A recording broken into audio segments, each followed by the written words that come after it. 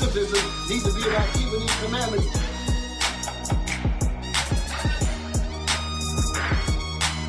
This is not what I expected out of them. The true Bible, the book of our fathers. Right. The Most High has given us guidance on what we need to do. It's Officer Eli. It's Officer Nahshon. Officer Ezekiel. Shalom, shalom, shalom, brothers and sisters. Shalom, shalom. Most High in Christ bless you all. Most High in Christ bless. Most High in Christ bless. Happy prep day as we prep down to the Sabbath. We're going to get right into the lesson. We got a long, well, we're going to go up to about 9 o'clock tonight. So we're going to continue on with our subject. Last time we were together, at least when I was on this program, we had Bishop Nathaniel that came and did a dropped in on me. You know, all praise to the Lord. So I wasn't expecting that, but shout out to my Bishop Nathaniel, also Bishop Kanai, the deacons and the captains and the officers, the soldiers, the young men, women, and the children who all support what we do here at IUIC and are a part of this mission. So again, I just want to thank the Lord for putting me in the company of such great brothers and sisters. So I do want to say that from the offset, because some of the stuff that we're going to bring out tonight ain't going to be so nice. But I tell you, I started off by saying that we're into part 3 of our series, Repairing the Damage of Absent and Broken Fathers. And I put a small little subtitle to it, but we're going to expound on the subtitle, and it's called, the subtitle, this is part 3. The subtitle is From Battle to War. So we have to go from a battle to actual war. War is when we get to the kingdom. So what we're doing at this point, we're in a battle trying to restore our manhood because we lost our manhood. We lost our fathers. We've lost our spiritual leaders in many cases. We lost some very prominent leaders over the years, particularly the 60s. I'll just start with that era because most of our people might have some information or some I guess, recent knowledge of knowing about the turbulent 60s, as some people call it. So we're trying to get our manhood back and trying to stand up like men. Okay, and I have to put it that way because God made man, and then from man came woman and everybody else. So we have to start with rebuilding the man. So I have to make that point. And being that the man is what the Most High created to set order in this planet Earth, there has been a concerted effort to destroy the man, and to destroy the God tenets of manhood. So let me do this here. Actually, I didn't even write my first scripture down, but I'm going to get it anyway. I think it's in Matthew. But before that, let's get our disclaimers and all that out of the way. So let's do that while we're getting this here. But I'm looking for the scripture about the strong man. So just get that for me. Yes, sir. Let's get this disclaimer thing out of the way. Yes, sir. Israel united in Christ. We are not a hate group. We are not affiliated with any other Israelite group. Israel United in Christ is a non-violent, Bible-based movement. We do not advocate or condone any acts of violence against any race, ethnicity, or gender. We advise that if anyone hears or knows of any plots to cause harm to anyone or to break the laws of the land, you must contact the proper authorities to bring awareness to any possible threat as stated in Leviticus chapter 5 and verse 1. Okay, all praise to the Most High. So, again, so I'm not going to beat a dead horse. We've always had to make this point. Can this TV stay on? This thing here is, with the telegram and all that? Okay, so let me get back to my lesson. I don't want to, my daughter told me, she said that I get distracted easily, and I do, because I'm looking for things, and I don't like things moving on me. I like to be able to go to my stuff when I need them.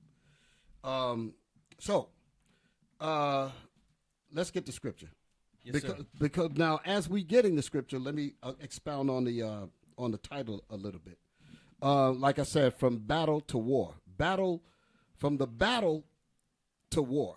We're in a battle now. And then there is a phrase that we understand is called battle fatigue. And being battle fatigued, meaning that there's constant work. You're working and you have to keep working, but you're getting tired as you're working. You're feeling the stress and the anguish, but you must press on. So irregardless of how hard the battle is, you have to keep fighting. It's almost like trying to swim to shore when there's no raft or nothing like that. You have to constantly swim, and if you stop swimming, you're going to go under. So regardless of how tired you are, you have to keep swimming in order to stay alive. Right. That's a good example of battle fatigue. You're getting your lip busted in a fight, your eye busted. You can still see out of one eye. Right. You better keep on fighting so you can save your life. So battle fatigue deals on that level on, So spiritually, battle fatigue is what I'm kind of dwelling on. To be spiritually fatigued is a whole nother level of fight because it deals with the mind. For us to believe that the order is fixed, and to believe that you can't overthrow the enemy that's keeping you oppressed. Yes, I got to use the word overthrow. We got to overthrow the wickedness. First of all, we got to overthrow the headquarters that has been set up in our mind. That's the first thing we got to overthrow.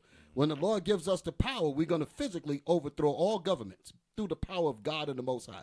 But right now, we got to overthrow the Christianity, weak Babylonian mindset that's all over the black and Hispanic man. That is the first thing we have to overthrow, because the mind is the way to the body. If you captivated the mind, you got everything else. Right. Okay? So let's get that understanding. Matthew chapter 12, verse 29. So that's the scripture that we're going to read it. Let me just make this point. The objective of an enemy is to win a war by using the least amount of resources. Think about it. There was a movie that I wanted to reference, but it was a movie called The Miracle at St. Anna. Okay? I think I've said that by Spike Lee. It's some kind of war picture. And they had the soldiers that was on the field, and they were supposed to go out and get some kind of statue or something. And they were against the Germans. I think the Germans were the enemy. So when they got into the water, they was making their way to go get it. And then the Germans had sent a truck with speakers on it to basically get inside the minds of the men to basically say, this is not your war. The white man that's got you niggas on the field fighting, that's how they was really saying it. Got you niggas on the field fighting. They don't even give a damn about you when you go home. So look at you. You out here while they're laying comfortable in their beds, leaning all back comfortable in nice white sheets. Here you are on the battlefield, and when you get home, you're going to get called nigger and every damn thing else. So constantly hearing those words begin to weaken your mission in your mind. You begin to start getting double-minded. The scriptures say a double-minded man is unstable in all his ways. Once you become conflicted in your thoughts, you're not going to have that killer instinct. And like I've heard in another movie, if your killer instincts are not clean and strong, you will hesitate at the moment of truth. So if there's any doubt in which way you're going, that's the doubt. That's all they need, which means that the war is in their head, and it costs them basically nothing. No bullets, no weapons, no bloody garments, nothing. Just some talk that got inside your head and just made you weak, and you end up your own mind end up defeating you. So that's the point that I'm bringing when I talk about spiritual fatigue. Our brothers somehow feel spiritually fatigued, where it's almost an impossible feat. F-E-A-T. It's an impossible feat for us to come together and unite among ourselves because we believe that it just won't happen. Regardless of how much we talk about it and preach about it, still a lot of our people do not believe in the concept of the unity that the Most High is talking about in the Bible. He said, gather yourselves together, yea, gather together, O nation not desired. That's in the Bible. That's in the book of Zephaniah, chapter 2, verse 1. When the Lord said for us to gather together, that's unity. That he's talking about us, because let's read that real quick. Yes, sir. Zephaniah chapter 2, verse 1. We're going back to that other one. Read that. Gather yourselves together. Yea, gather together, O nation not desired. O nation not desired is talking about the 12 tribes of Israel, the Israelites. O nation not desired, that's us. We're going to find out how undesired we are as we go through this lesson. We are definitely an undesired people. The Lord said, in response to that being despised and hated, you are still my people, and I'm requiring you to unify under me. Yes, sir. That's what he's saying. In another scripture, further down, it says how precious Psalms 133? Yes, sir. Psalms 133 real quick. That's how precious the proper unity is, meaning the unity underneath the Most High's commandments, the unity under his program as Israelites, as an organized nation. That's what the Lord is looking for. Okay, let's read that. Psalms chapter 133, verse 1. I'm still talking about overcoming spiritual battle fatigue. Read. Behold, how good and how pleasant it is for brethren to dwell together in unity. It is like the precious ointment upon the head that ran down upon the beard. Unity is precious to the Most High. Unity is as precious as that oil that Aaron had, or Moses had. Read that. Read that again. It is like the precious ointment upon the head Upon the head, go ahead. that ran down upon the beard. Was a special ointment that only the high priest could even get close to. That's how special that oil was. That's how the Lord views unity. Read it again. It is like the precious ointment. What is like the precious ointment? Unity. Read the whole thing again, all of it. Yes, sir. Behold, how good and how pleasant it is for brethren to dwell together in unity. In unity. So we have to believe in what God said. God said that we can come together in righteousness. We can come together according to how that Bible says that we are to come together as the Israelites. Okay? It can be done. Okay? We don't need to be in a posture and thinking that the order is fixed, that we cannot do that. Because that's what this society has led us to think, that we cannot do that. Okay? Read on. It is like the precious ointment upon the head that ran down upon the beard, even Aaron's beard. Even Aaron's beard, the high priest. Go ahead. That went down to the skirts of his garments. Go ahead. As the dew of Hermon. Go ahead. And as the dew that descended upon the mountains of Zion. That's how precious unity is. So why in the world do we run from it? Because the so-called white man has set up headquarters in our heads. That's the reason why. He's in the control room of our thoughts. And that's the reason why we're having problems trying to come together and act like it can't be done.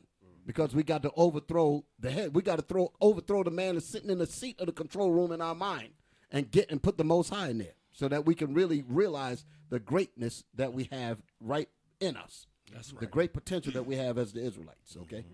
All right, anybody has something to bring I up? just want to throw one in there right quick with you, on. Bishop, that precept. Yes, sir. Sirach 25 and verse 1. Yes, sir. Goes right along with what you just brought out. Yeah, bring it up. Sirach 25 and verse 1. Sirach chapter 25, verse 1. In three things I was beautified. Not one, not two, but he said three things. What? I was beautified. Uh-huh. And stood up beautiful both before God and men. Notice it said before God. God came first, okay? Then it says, and man. Read on. The unity of brethren. Man, that thing is beautiful before the Most High God. The unity of brethren. And what else? The love of neighbors. The love of neighbors, again, dealing with the unity of our neighbors, which is our brothers. Okay, read on. A man and a wife that agree together. Wow. Now, that's a big key right there. A man and a wife. Okay, not boyfriend and girlfriend. It says a man and a wife that agree together. Not separate, but together. All praise to the Most High. So that's it, Bishop. I just want to throw that precept right along in there, what you spoke about the unity. That they say it can't be done, but Most High said right here is beautified before him. Right, right. Hey, brothers, check the sound. I don't know, brothers online. I did get a message that the audio is low, but let's just see if let's get a consensus here, because one is not enough. I just want to make sure that our audio is where it needs to be, and we're gonna keep rolling. Okay. Officer Eliakim, we get ready to get into that scripture. I just want to make this point again. The war is won or lost in the mind first. That's what I was saying earlier. Then the body will follow. The body will follow. Once the mind is already trained to lose, the body automatically follows. So the objective is to win the war in our minds. Okay?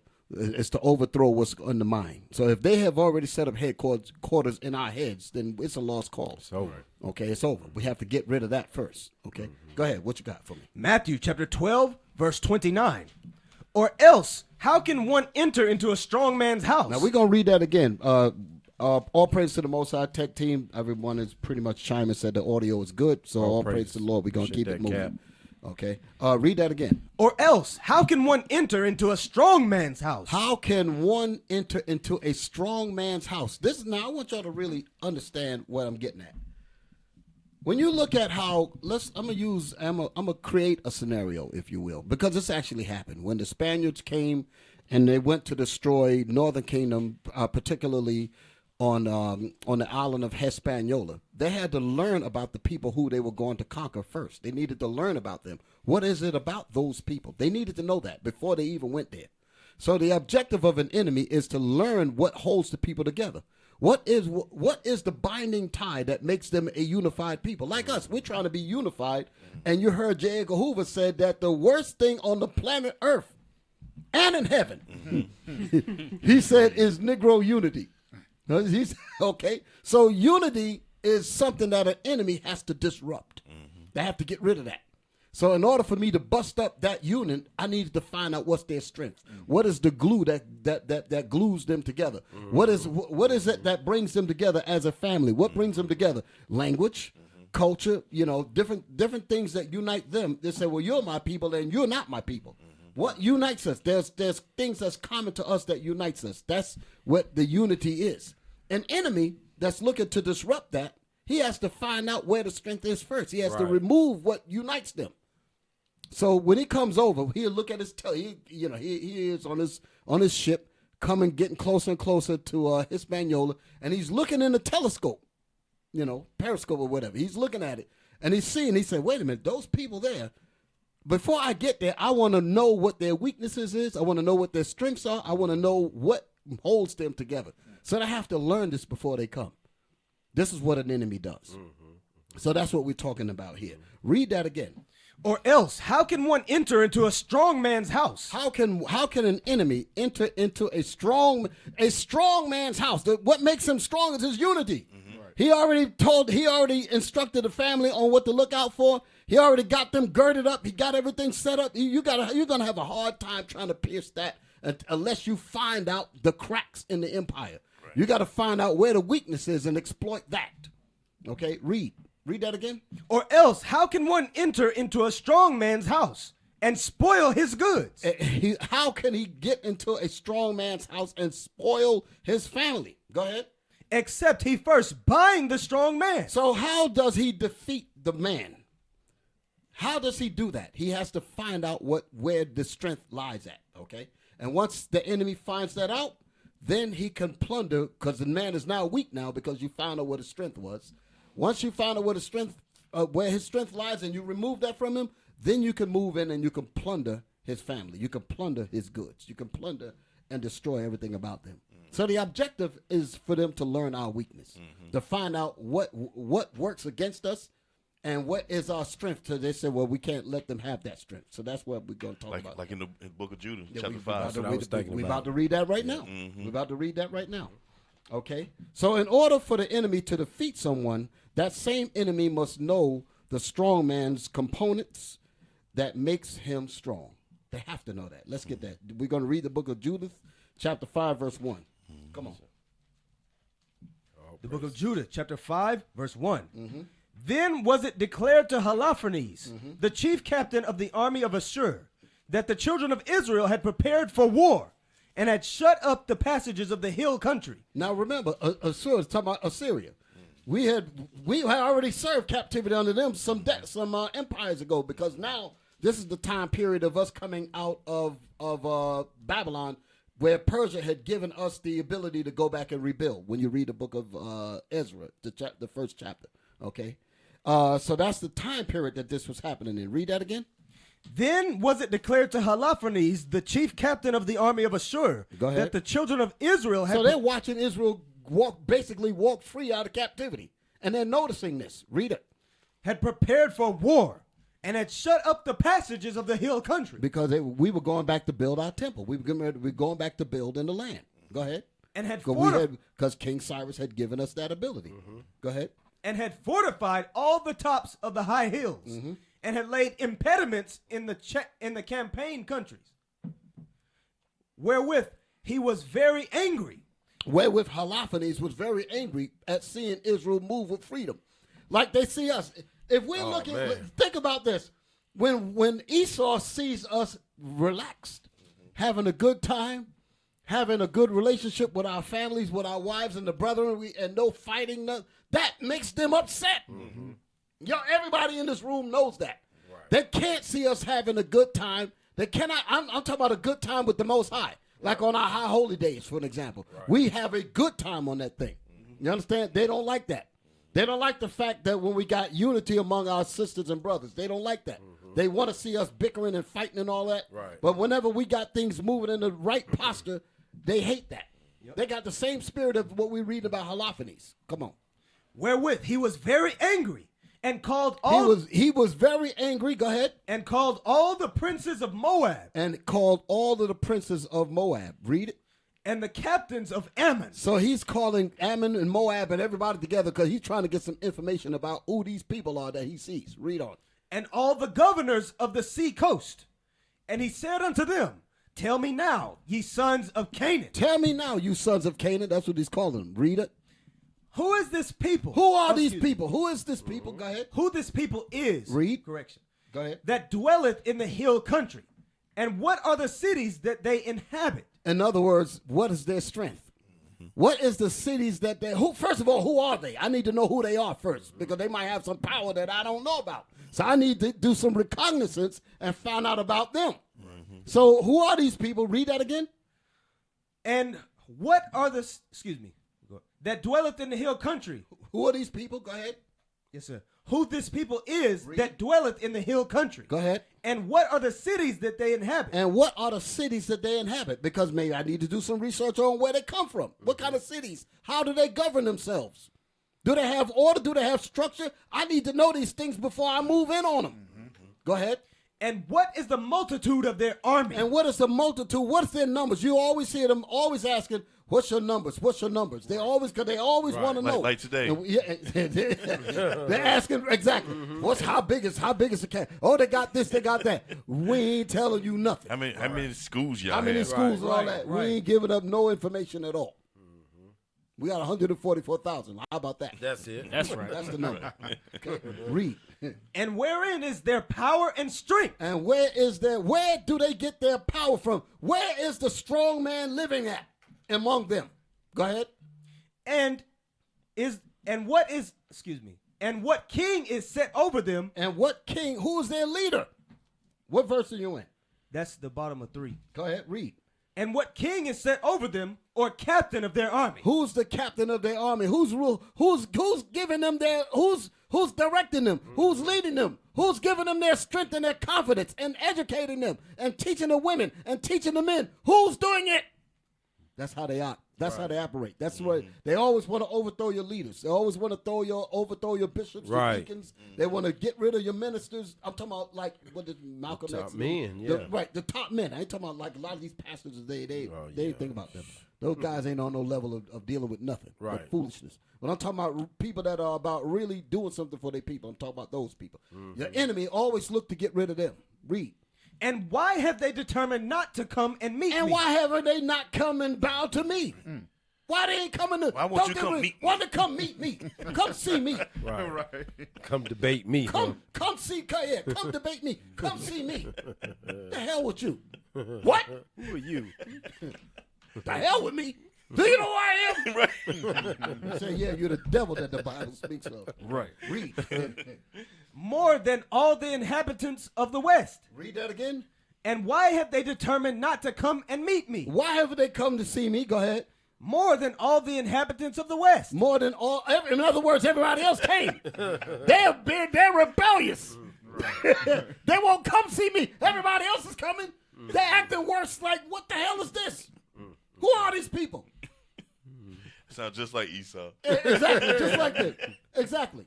Go ahead, man. I was about to say something else because you talk about women, right? Mm-hmm. You have women, the real what they call the 304s. Okay, the 304 type of women, they always just flocking all over everybody. But it's that one or two sisters that ain't messing with nobody. We want that one. Yeah. And why haven't she come over? How come this one ain't trying to get after me? It must be something special about her. I need to know who taught her. Right. I need to find out who's over her so I can get rid of that so then I can exploit and do all this. But the rest of the 304s, he don't care nothing about them because they already stay. That's what he's saying here. He already got them. Gotcha, bitch. Kind of thing, right? Yeah. Read that again. Read that Verse 4. And why had they determined not to come and meet me? More than all the inhabitants of the West. Read. Then said Achior, the captain of all the sons of Ammon. Go ahead. Let my lord now hear a word from the mouth of thy servant. Let me tell you who these people are, man. You better lean back. You better sit back and let me tell you what you about. You don't know. You don't. So if you're just rolling up on these people, let me tell you a little bit about them. Let me give you some recognizance first before you go stepping in there trying to bind the strong man up. That's the point. Let me sit down. Let me talk to you. Let me talk to you. I'm the king. No, King, you need to sit down. You need to listen to this because we know the history on it. So this guy, read that verse because he goes through the whole history from Abraham, the Chaldees, all the way up to the time period that they're speaking about right now. Read. Then said Achior, the captain of all the sons of Ammon, let my lord now hear a word from the mouth of thy servant. Go ahead. Here's the word that he's going to tell him. Go ahead. And I will declare unto thee the truth concerning this and people. I will tell you the truth, who the real Jews are. Our enemies know that we're the real Israelites. They know that. So read that again. He said, and I will declare unto you what? And I will declare unto thee the truth concerning this people. And I will tell you the truth concerning these people that you're inquiring about. Read on. Which dwelleth near thee. Go ahead. And inhabiteth the hill countries. Read. And there shall no lie come out of the mouth of thy servant. I'm not going to lie to you, King. I'm going to tell you exactly the deal about these people who you're inquiring about. Read verse 6. This people are descended of the Chaldeans. Meaning Abraham. Abraham, the Chaldees, all the way up. Abraham, Isaac, and Jacob, so you can understand. Then the chosen seed. That's what it's talking about. These are the descendants of Jacob, which is the Israelites. Read. And they sojourned heretofore in Mesopotamia. Right. Because they would not follow the gods of their fathers. Right. So that's how we messed up. So he's getting ready. From this verse, where you at, verse 7? Yes, sir. So first, from verse 7 all the way to like verse 16 and even beyond that, he's given a whole history about Israel, about how we were delivered out of Egypt and all of that. He brought all that information to this guy to let him know who he was dealing with, because that's what he was asking. He was saying, who are they? What's their strength? I wanted to know who their strong man is. Tell me the history of these people. Now give me verse 17. Verse 17. And whilst they sinned not before their God, they prospered, because the God that hateth iniquity. So with all the history that he told Holofernes, he said, listen, while they did not sin, the God that I just got through telling you about, he was with them. Read that again. And whilst they sinned not before their God, they prospered. When we were not in sin, we prospered, and nations caught hell. Read. Because the God that hateth iniquity was with them. Because the God that hates sin was with us. So they know that they have to get us in sin. That's how they bind the strong man. Right. They know that they have to keep us in evil. They got to keep us in sin. Because when we stop sinning, the Lord is going to overthrow everybody. That's what this whole thing is about. Praise. That's the reason why we lost our fathers, like I was talking about, repairing the damage of absent and broken fathers. All of that is a result of sin. It came all the way back from the beginning, and we're still feeling that curse today. The only way to reverse this is return unto the Lord. Give me that in Isaiah. Is it Isaiah or Jeremiah? What is that? The 4th chapter. I think it's Isaiah 4. No, Jeremiah 4. If thou will return unto me. That's what I need. Oh, yes, sir. 4. Go to my place. 4 and 1. No. That's it. He got it. Read it. Jeremiah chapter 4, verse 1.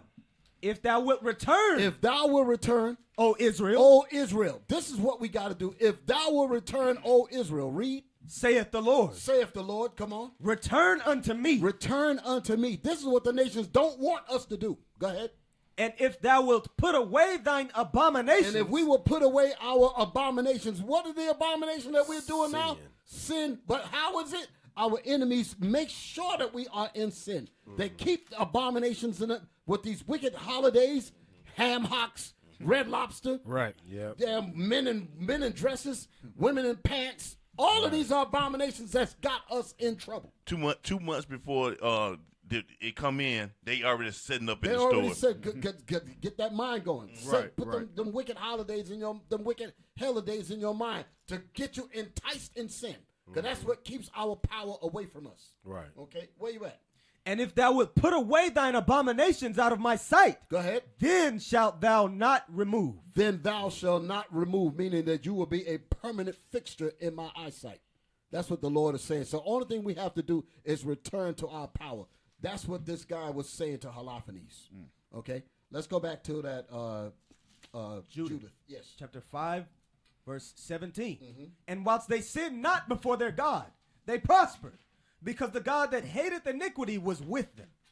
But when they departed from the way which he appointed them. Y'all pay attention to the cameras. If y'all see me reaching, Lord have mercy. Come on. Put it on the reader. But when they departed from the way which he appointed them, they were destroyed in many battles very sore. We were destroyed in many battles very sore, very sore. All right, read that again. I got distracted again. But when they departed from the way which he appointed them, they were destroyed in many battles. So when we broke away from what the Most High told us to do, we were destroyed. When we left God's commandments, we became destroyed. Okay, read on. Very sore, and Very were led. sore. That's what we had now. We had a very sore, destructive status right now. Come on. And were led captives into a land that was not theirs. Now you're still in Jeremiah, right? No, sir. This is Judith. I mean Judith. You're Yes, back sir. in Judith. This is All right. verse 18. Yes, sir. Okay, read on. Read And verse were led 18. captives into a land that was not theirs. Come on. And the temple of their God was cast to the ground. That was by the Babylonians. Okay, so we were going back to build it after that. That's what was happening here. Okay, and our temples were destroyed. Go ahead, because the Babylonians had destroyed it with the help of Esau. Read. And their cities were taken by the enemies. And our cities were taken by the enemies. Go ahead. But now are they But returned. now are they returned? This is what I was talking about with Cyrus. But now are the Israelites returned. And this is what he's telling this guy. He's telling this king. Go ahead. But now are they returned to their God, and are come up from the places where they were scattered, Go ahead.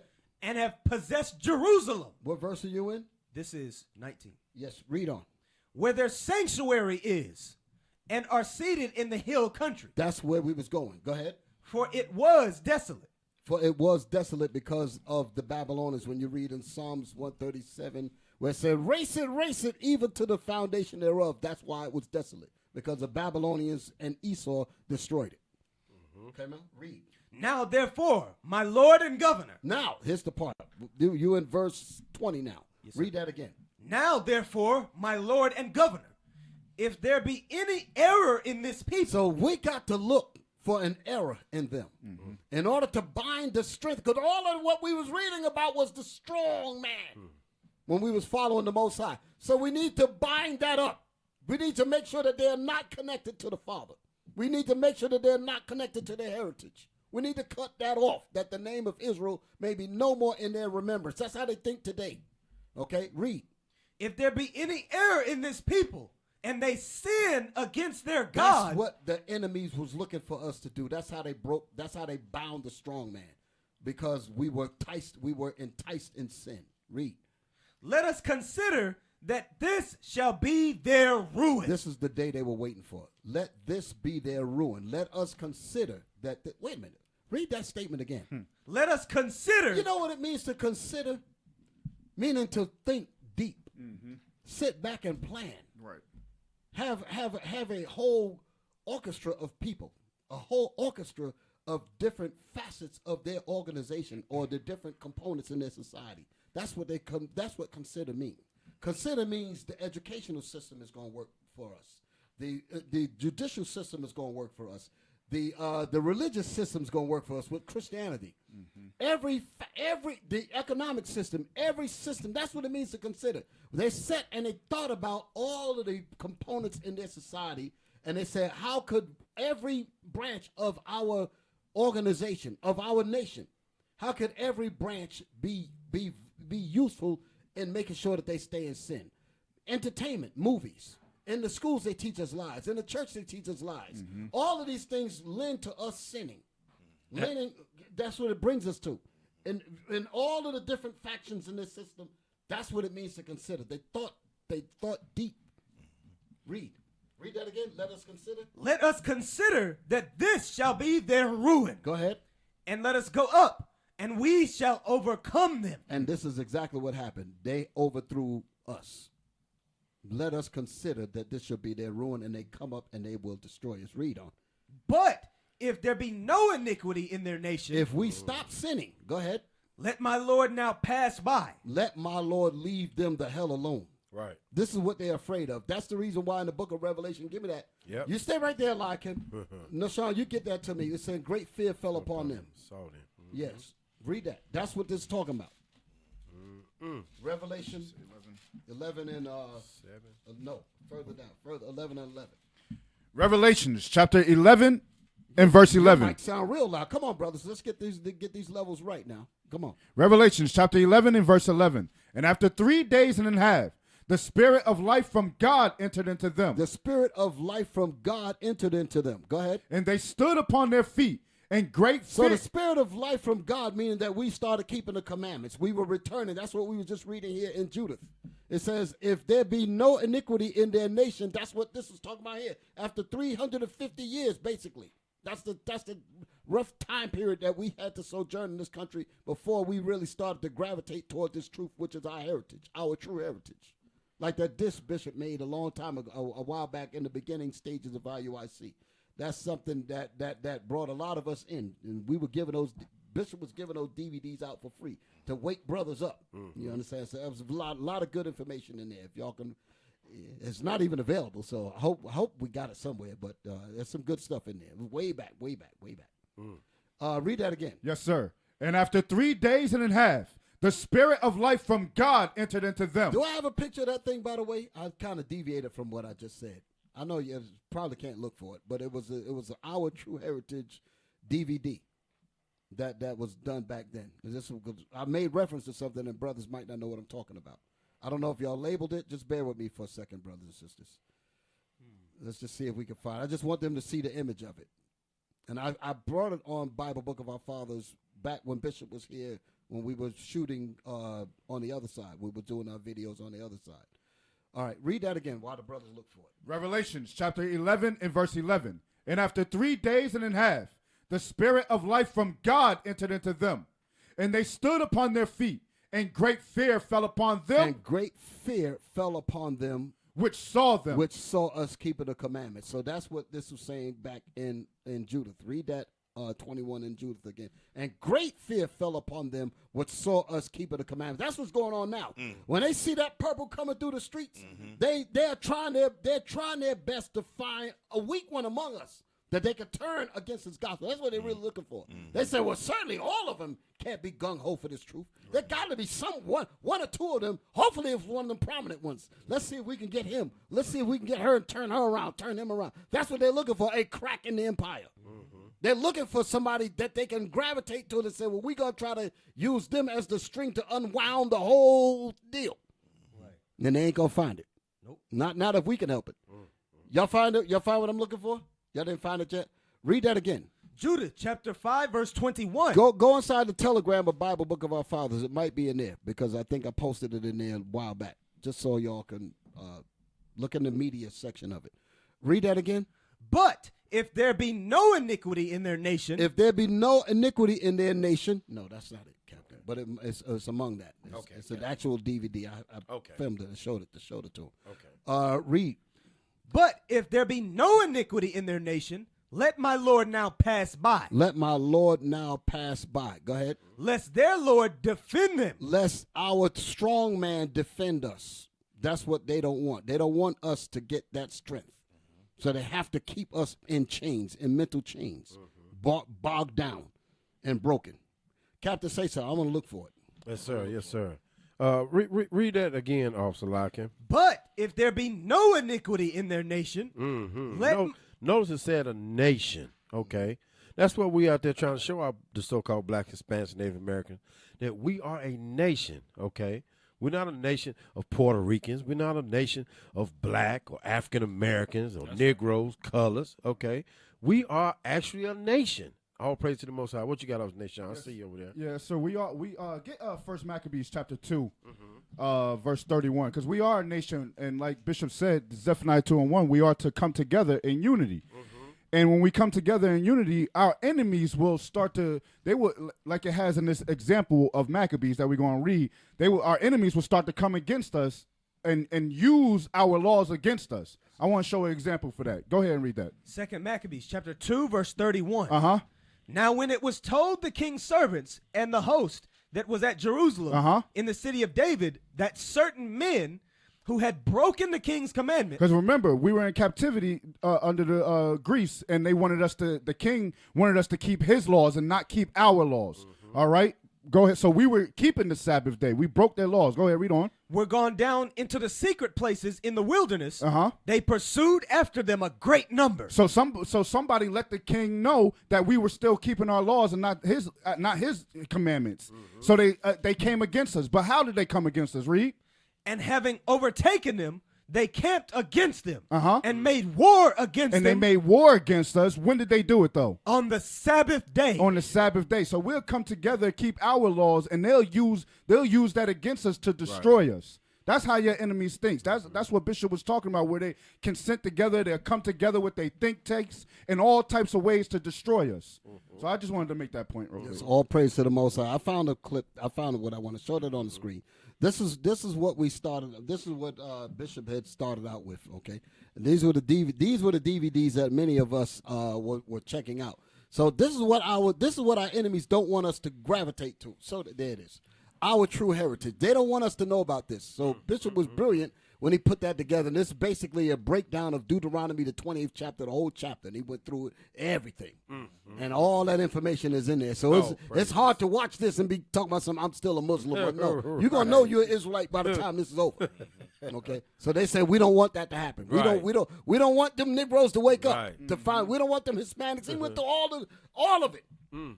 All the tribes. He got all the tribes. Not only that, we did the 12 tribes breakdown. That's another one. Yes, sir. You know, we got all the tribes in there. I got that. And gave all that information out. So our true heritage is involved in that information there. Our enemy said, we don't want that. We're going to say it's a made-up lies. We're even going to promulgate and manufacture some people that we're going to call them Jews and say, these are the Jews, and if you speak about them, we're going to manufacture a term, a trigger word to say, well, you're anti-Semitic because you're going against these de facto Jews that you just made up. Okay, and to try to silence the real Jews. Right. So Bishop, you say Bishop Nathaniel was giving these away. It's almost like, back in the day, brothers was selling tapes out of the truck, yes, sir. to get that knowledge out there. You know what I'm saying? Absolutely. They weren't gonna play it on the radio. No. So you had to do your own thing out there on the streets. All Exactly, praises. and that's how it was. That's how it was. Praises. So so as you see, I got my copy right now. Oh man, that's why we sitting here today. All There you praise go. the Most High. All praise to the Lord. right. Yes, sir. So let's read that. So did y'all finish all your points there? Yes, sir. Pretty much. Go back to the Judah 5:21. Let's do Judah, that. chapter We're 5. getting ready to get into it now. Like I said, some people gonna get mad now, but it's all good. like I It said, what it is. just ride on with it. all praises. Come on. Judah chapter 5 verse 21. But if there be no iniquity in their nation. So he's basically letting him know what the secret is. The secret is that we must keep them in sin. Because if there is no sin among them, we going to lose. Okay, read. But if there be no iniquity in their nation, Go ahead. let my Lord now pass by. Let my king pass by. Leave them alone. Go ahead. Lest their Lord Lest their Lord, their power, their strong man, defend them, defend them. Go ahead. and their God before them. And their God before us rather than against us, because he's against us now because we're in sin. But we want him to be for us. Go ahead. And we become a reproach. And if their God is for them, then the nations will become a reproach. Go ahead. before all the world. They will look like complete base men destroyed. Okay, like he did the Egyptians, so you can understand. Turned them into a base people to never rise again. Okay? Those are nothing but Edomites over there ruling. In case you got these so-called Egyptologists talking about some, oh, well, we talking about some of the Egyptians and blah, blah, blah, blah. No. Those are white people running around with a doggone garment on, talk about their Egyptians. The real Egyptians ain't ruling nothing. Right. Okay. The Watusis and those and the people of Sudan and all that, right? Dinka. Somalians. Right. They ain't ruining nothing. Now, here we go. Satan knows the righteous. We're getting ready to get into it now. Satan knows. Like, go back to that thing that we was reading about the strong man. Yes, sir. I'm going to tie that in with what I'm about to bring up now. Now we're getting ready to turn it up a little bit. Matthew chapter 12, verse 29. Or else how can one enter into a strong man's house and spoil his goods, except he first bind the strong man? In order to bind the strong man, you have to know where the strong man is. In order to bind you, in order to break into a house, you have to defeat the alarm system. You got to know what's keeping you from getting in there. You got to get rid of that. You got to bind that up. Confuse it, break it up. Then you done defeated the alarm system. You done got past the locks. Now you're all inside the man's house. Go ahead. And then he will spoil his house. And he will take everything out of it. Took our women, took our kids, took our minds, took everything. Because the strong component, which is our God, was taken from us. The righteousness that we had in our connection with God was broken and severed. And now we're basically like children without fathers.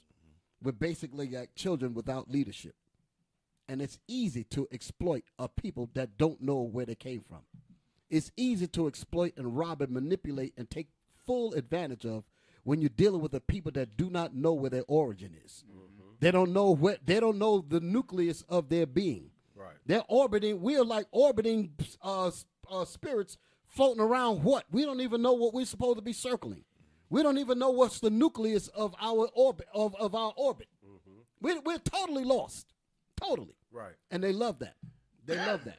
So like I said, with that understanding, Satan knows where our strength is. He knows us. He knows what our secrets are. He knows our lusts and temptations. Mm-hmm. He studies that. Esau does that. Right. Talk about now. Mm-hmm. They study what you like. That's why they got these algorithms and all these kinds of things on your phone and all that, because they're learning you. And once they learn you, they know how to tailor advertise. I'm using that in a sense today, but I'm going to show you this thing goes all the way back. They use those kinds of things to find out what you like and what you don't like. And they can tailor sin to your kind of sin. Well, he ain't no homosexual, so I can't send him no naked man's butt to him. That ain't gonna do nothing to him. But if I send him this, because of all of the different things he's been interested in, we can tailor what's particular to him or her. So that's how they learn us. Esau does this. Okay, the nations does this. Satan did this in the beginning. We're getting ready to get into it now. I'm just setting it all up. So my point is, Satan knows the righteous. He knows our lusts and our temptations because he learned that. He studied us. He knows Satan knows our origin. Satan was there in the beginning. Give me that in Job. Give me that in Job. Give me that in Job.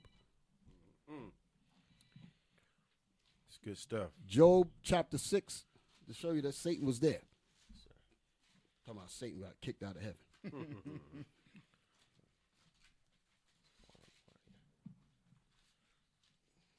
Got it like your page is about to come loose over there. They You turning so fast. Yes, sir. Job chapter 6, verse. But y'all put on a wide shot. Don't just have it stand. If I ain't saying that, ain't no need to have it staring at me. Okay? Come on. Verse 6, verse 11? 6:1. Start with the top about the sons of God. Yes, sir. Am I in the right chapter? It's been a while since I read it. No, sir. I think it's a little bit before. Let's see. It says, and Satan came 2. among them. Yeah. Job chapter 2, verse 1. Again, there was a day when the sons of God came to present themselves before the Lord. Go ahead. And Satan came also among them. And Satan came among the sons of God, the angels and all that. Satan came among them. What's the point here? That Satan was there with everything in the beginning. Satan was there. Mm-hmm. Okay? They're going to have a discussion about Job, but the point is Satan was there all along. So Satan knows us. As the conversation goes on, he knows Job. Yep. He said, well, the reason why he ain't breaking and going off is because you got him protected, as if he knows what Job is going to do. So Satan knows us. That's my point. Right. Okay, so that's it. That's all I needed out of there. Mm-hmm. Let's get back to where I was at. So making the point about Satan knows the righteous, knows where our righteousness lies. He knows our thinking. He knows our lust and our temptation. Therefore, these things will be used to bring us down to destruction. If they can find out what is tantalizing to us, find out what is tempting to us, find out what is attractive to us. What carrot can he dangle in front of us to make us jump at it? That's what they learned. That's what they want to learn. Right. Okay, and once they get us to jump at it, they say, okay, I know he likes that. Give him more carrots. Give him this. Put something else and see if he likes that too. Add this kind of sin to it. See if he'll go for that. Well, he ain't going for that, so let's change that part a little bit, but let's keep the rest. until we find the perfect way to completely lure him or lure her in. Bishop, all off of social media. All off of social media. That's just one. Social media is just the perfection of what they've been doing for years. He's just perfected it. Okay? Now, so how did Satan do this, and who did Satan go after? He went after our women. Yeah, that's what he did. He went after our women. Oh, yeah. I like how you said that, Bishop. He went That's after the our heavy women. the way you said it, because that's Genesis, but that's Yeah, the broader scope Yes, sir. of the entire nation. the entire nation. That's what he did. He went after our women. But I'm glad you said it that way, because as you're making that a point, because he's looking for a weakness in us, but the weakness on us in a physical sense is the women. That's why I said she's the weaker vessel. He went after her. So when he went after her, this is what he did. Okay? So let now get ready to get more into it. Get ready to get more into it. Satan knew Eve. Satan knew Eve. Give me Genesis chapter 3. Satan knew Eve. Like I said, he knew us in the beginning. He knew Eve. And he had to first entice her mind. He had to tantalize her. He had to tempt her with thoughts. Had to get inside her mind and entice her and lure her into his camp, away from her husband. Okay, let's read that. Okay. Genesis chapter 3, verse 1. Now, here's the point that I want to make. I want to make this point, because I don't want to skip anything. We need to remember something in our repentance. We ought to make sure that none of us shall be able to say that Satan tempted us. Okay, we are drawn away because we wanted to be drawn away. This is the power that we have. We want to be drawn away. Okay, and that tantalizing sin was entertained. We entertained that sin. That's how we end up getting in this mess. Now, today, we are reaping the consequences of those sins. So now we're going to read how this all happened. Okay, read that. Genesis chapter 3, verse 1. Let's read. Genesis chapter 3, verse 1. Now the serpent was more subtle than any beast of the field which the Lord God had made. And he said unto the woman, Yea, hath God said, Ye shall not eat of every tree of the garden? And the woman said unto the serpent, We may eat of the fruit of the trees of the garden, but of the fruit of the tree which is in the midst of the garden, God hath said, Ye shall not eat of it. So God gave rules. The Most High gave rules. He said, you should not eat of this tree. I'm not going to get into the symbolism of all this is hip talk. We're going to ready to keep on going. Go ahead, read it. Neither shall ye touch it, lest ye die. Yes, lest you die. If you disobey my commandments, you shall die. So this is Satan and Eve. Satan's talking to Eve, trying to get her to go against what Adam taught her. Read. And the serpent said unto the woman, Ye shall not surely die, for God doth know that in the day ye eat thereof, then your eyes shall be opened. The woman wanted to hear that. She said, wait a minute, I get to be equal with my husband? I don't have to have him rule over me? Read on. And ye shall be as gods. And you shall be as Adam. Give me that in 2nd Ezra 6 and 54. 2nd Ezra 6 and 54. Yes, sir. 2nd Ezra chapter 6, verse 54. And after these, Adam also, whom thou madest Lord of all thy creatures. Now, wait a minute. Hold on. Let me spread some of this around. You want to read? I can help, Bishop. Yeah, I got to save you. You doing too much. And then when I need you, you're going to be tired. Oh, shoot. Huh? You got me? Yes, sir. All these Bibles up here. Come on. The book of 2nd Ezra is chapter 6, verse 54. And after these, Adam also, whom thou madest Lord of all thy creatures. This is Ezra having a conversation with the Most High. And he said, and after these, Adam, who thou, meaning you, Lord, you made Adam Lord of everything. So Adam was already a God then, meaning a power on this planet. And that's where we all supposed to be. We're all supposed to be powers. Go ahead. Of him come we all. Of Adam, and it literally means that. Of Adam came everybody. Adam, Eve, Adam is the father of everybody. Not just because of the Noah situation either. Okay, read on. and the people also whom thou hast chosen. And also the people of whom thou hast chosen. Go ahead. All this have I spoken before thee, O Lord, because thou madest the world for our sakes. The nation of Israel was supposed to own the whole planet Earth, because Adam coming all the way down to the Israelites as the chosen line. The Most High said that chosen line was going to be the heir of everything. Okay, so that's what the nations don't want. Esau don't want that. Satan did not want that, because Satan has a people that he wanted to rule. Satan rules through Cain and he rules through Esau. He said, I want my people to rule the earth. I don't want the righteous people of God to rule. So I need to disrupt that by tricking our women.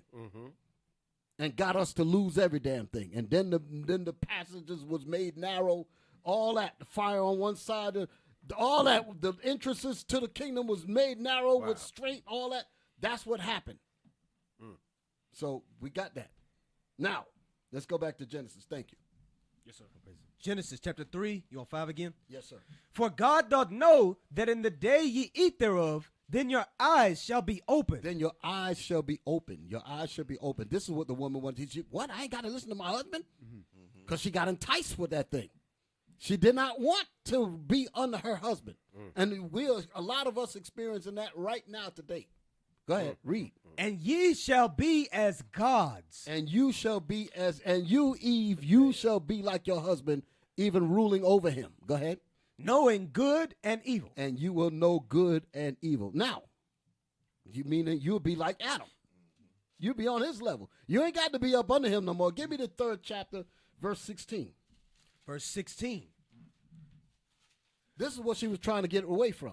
Unto the woman, he said, I will greatly multiply thy sorrow. Because of her disobedience, this was going to be her punishment. Go ahead. And thy conception. In sorrow thou shalt bring forth Why children. You reading it all broken up. You tired? You worked hard today? No. Read it again. I got you all, sir. Come on, man. Genesis chapter 3 and verse 16. Unto the woman he said, I will greatly multiply thy sorrow. I need it like that. Come on. I will greatly multiply thy sorrow. Come on. And thy conception.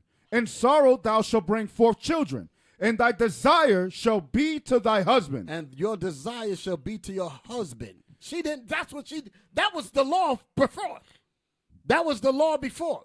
He had to reinstitute that because she disobeyed him. She disobeyed Adam. So he had to put that back in effect because Satan tricked her. And she listened to that thing. And Satan overthrew our headquarters. That's how he got in. That's how he got in. So that's what we're dealing with. It's more, Bishop. Yes, sir. Read. And he shall rule over thee. Oh, she didn't like that, just like a lot of these black women don't like that today. They don't want to hear that. I'm dead serious when I say that. They don't want to be ruled by their black men. Right. They don't want that. They are perfectly satisfied. Many of them are perfectly satisfied with the way things are right now, with their man literally on the bottom. Yep. They're okay with that. And we're going to touch more into that. And that's only the black woman. Huh? Yes, mainly her. The other tribes got it too, but mainly that black woman, because she's Eve. Well, all of them, black, Hispanic, Native Americans. Yeah, all of them. Yeah, but she Mm-hmm. taught the sisters. Judah taught the sisters how to be evil as Yes, hell. sir. Mm-hmm. When you read that in what is that? That scripture we always call, as is the mother, so is the daughter. Yep. That's how that one goes. Because the passed down. Yeah, she passed it down. She taught her sisters how to be evil. Like when they come over here, they say, you ain't got to be doing that for your man. But that be the black woman talking to them. Right. Telling why she always running after him. Why she always picking up after him. And be getting inside her head. You know you ain't got to do that. Like Eddie Murphy said, you know you can get half. I just thought You know about you get that. half. He said, well, hell, I met you butt naked on a zebra last year. What do you mean? Now all of a sudden you a sophisticated lady. Oh, man. I'm just making a joke. Come on. That's a good point, Bishop. Where we at? You want to go back to Genesis 3? Yeah, let's finish that up. Genesis chapter 3 and verse 5. For God doth know that in the day ye eat thereof, then your eyes shall be open, and ye shall be as gods, knowing good and evil. And when the woman saw that the tree was good for food. And when the woman saw that the tree was good for food, this is what I want to get to. When the woman saw that the tree was good for food, I got my scriptures. I want to go to different things, but the Spirit's telling me to go somewhere else. But read that again. I'm going to deal with it. And when the woman saw that the tree was good for food, and that it was pleasant to the eyes. What was pleasant to the eye? I'm going to get there. I'm going to jump the gun. Go to the book of Luke, because the Spirit is telling me to go there. Go to the book of Luke chapter 4. Well, that's where I'm at the whole time. Yes, sir. Yep. Yep. Start at verse 1, Bishop. Start at verse 1. Yes, sir. Luke chapter 4 and verse 1. This is what it meant when it says, and the woman saw that the tree was good for food. Read that. And Jesus, being full of the Holy Ghost, returned from Jordan and was led by the Spirit into the wilderness, being 40 days tempted of the devil. And in those days he did eat nothing. And when they were ended, he afterward hungered.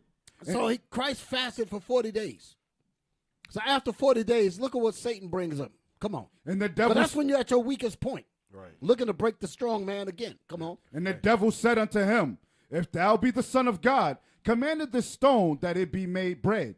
And Jesus answered him, Because you want to eat. Go ahead. That's a temptation. Read. Flesh. and Jesus answered him, saying, It is written, that man shall not live by bread alone, but by every word of God. Meaning the commandments. Read on. And the devil, taking him up into a high mountain, showed unto him all the kingdoms of the world in a moment of time. That's the part that I wanted to get to. Yeah, I got it on my board now. That's the part that I wanted to get to. He showed Christ all of the kingdoms of the world at one moment, at one time. Do you know what that's like? He showed him the splendor of Egypt, showed him the splendor, showed him America, showed him Persia, showed him Belgium, showed him all of the ruling, the riches, the rulers. He showed him all of that at one spot, when he was at his lowest point. That's what Satan did to Eve. Showed her the same thing. That's what he showed her. She couldn't take She it. couldn't Bishop. take it. That was it. I He got said, to "You're have going to be ruling over your man. You're going to have power. You're going to have your man as a footstool. He's going to be worshiping you. She saw all of that. You ain't got to listen to him, Adam, that's telling you this and that. You can rule over him, child." You understand? That's what was going on. That's what was happening. Right. Read that again. Verse 5. And the devil, taking him up into a high mountain, showed unto him all the kingdoms of the world in a moment of time. That's what he showed. That's what Satan showed to Eve. Go ahead. And the devil said unto him. So we ain't got to read no more of that. Go back to Genesis. I'm going to get my points out. I'm up there trying to read all this whole story. I want to stay on point with what I'm doing. Yes, sir. Go back to Genesis. Genesis chapter 3 and verse 6. Yes. And when the woman saw that the tree was good for food. That's what she saw. She saw what Satan. Who's showing her this? Satan. He showed her all of what he showed Christ later. And she said, "Wow, I'm going to be like God. I ain't got to listen to him no more. All of this having to serve him and bring him his slippers and run his bath water, I ain't got to do none of that." Go ahead. What you want to say? No, Nobody don't want to say nothing? I'm taking it in. Nobody want to say It's nothing? there. It's speaking for itself, ain't it? Because Bishop, Yes, the sir. binding of the strong man, Yes. that did remind me also of Samson and Delilah in a Yes. literal Yes. sense, to be binded, Exactly. so that the children of Israel could be destroyed. Exactly. But now, as all the men, as a psychological binding, the weakness, like we're reading in Judith, is the sin that we allow in ourselves that allows them to have us bound. Right. That's exactly the deal. That's exactly what's going on. Oh, no, man. I'm up here fussing with this mic because I wanted to hear it the way I want to hear it. Go ahead. You know, Bishop, when you read in Genesis and then you look at what's going on today, how they go so much together. You know, it's like it's the product of what they been trying to do from the beginning. The spirit of Satan been trying to do from the beginning. Yeah. Now you see the product, the finished product of it. Exactly. This has been going on since the beginning of time. That's crazy. Yep, that's what's happening. It's going to get even deeper. Going to get even deeper. Going to get even deeper. Where we at? Genesis chapter 3 and verse 6. Right. And when the woman saw that the tree was good for food, and that it was pleasant to the eyes, and a tree to be desired to make one wise, she took of the fruit thereof, and did eat, and gave also unto her husband with her. And blinded him. Like a lot of husbands are basically blind. They don't understand what their wives are doing to them. Some of these men be in a damn spell. They can't even figure out what's going on. Wow. Some of these women are evil as hell and got their men all twisted up in their thoughts and all of that because she got that power over him because he's weak. Read on. And he did eat. And he did eat. And that's what happened with my brother Adam. That's what happened to him. Now, give him my video. Bring it out. Give him my video. The anger get ready to hit the roof now. Let me see what we got. Hold it before we play it. Kevin Samuels. The brother said, "Why the hell are you playing him?" We know that now. We know that Kevin Samuels was not repentant, but a lot of but Malcolm X wasn't repentant. Right. Dr. Martin Luther King wasn't repentant. A lot of people that we admire in terms of some of the things, Fred Hampton, great men. Right. They were not repentant. You understand? Yes, at least from what we understand. But they had a lot of great things to say. And, truth can come, elements of truth about certain things, about how we behave, can come from many different areas. And if those truths cause you to look inside your spirit to see if you're going the wrong way, you should take note of that, especially if it lines up with the scriptures. Exactly. We'll bring out history books that ain't got nothing to do with the Bible, but the history goes along with what we're bringing out. Right. Therefore, we'll consent to it. Absolutely. So we'll consent to some things that brothers say, even some sisters say, if it lines up with the Bible. Right. Historically, any other way. Right. So I'll just make those points. Right. So I'll say that because Kevin Samuels was one of the brothers that tried to really deal with, in his understanding, was really trying to do something proper for black men. Right. Because he understood that the backbone of a nation is its men. Okay? And sisters hated him because what he was saying was going against what Satan was already programmed in our women's heads. Yep. And he automatically became a hated brother. Yep. Okay? Yep. Go ahead, play. Now let's stick with the title. It says, "Women believe that there are no good black men available for dating." Okay, dating. Lord have mercy. Supposed a courtship that ain't supposed to be involving no fornication, no up the skirt, none of that. Okay, that ain't what it's supposed to be. Man ain't supposed to be looking and touching on no woman behind or nothing like that until she's married. So let's clear up that whole thing about dating. Let's just say proving, okay? Let's use that word just for the sanctity of what we're bringing out. Because when people think about dating, they're talking about friends with benefits. You get the taste, you get the dip and all kind of stuff, suck and bite and all that kind of mess. That ain't supposed to be the deal, okay? All right, let's go. Let's hit the video. The options are very low for black women. What do you mean? Hold on, whoa. Stop right there. You're going to have to justify that. Wait. Let's get into it. The woman comes on and she says, there are no good black men available for dating. So she says that to Kevin Samuels. So he stops it. He said, whoa. Don't just run past that. Listen to the response.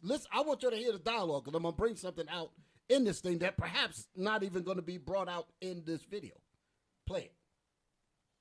The options are very low for black women. What do you mean? Hold on, whoa. Stop right there. You're gonna have to justify that. What do you mean? I'm justifying in terms of there's a lot of good men that are locked up. Let me stop you right there, man. Okay. I need to stop you right there. I need you to pay attention. 51% of black men are single and childless. Stop. So more than half of black men are single. That means they ain't in jail. Single and are childless, meaning don't have children. Blonde. So he threw that fact out there for her because that's the answer to her saying that ain't no good black men. Right. Go ahead, play on. 64% are in the middle class. Stop. 64% of them are good, earning some good money.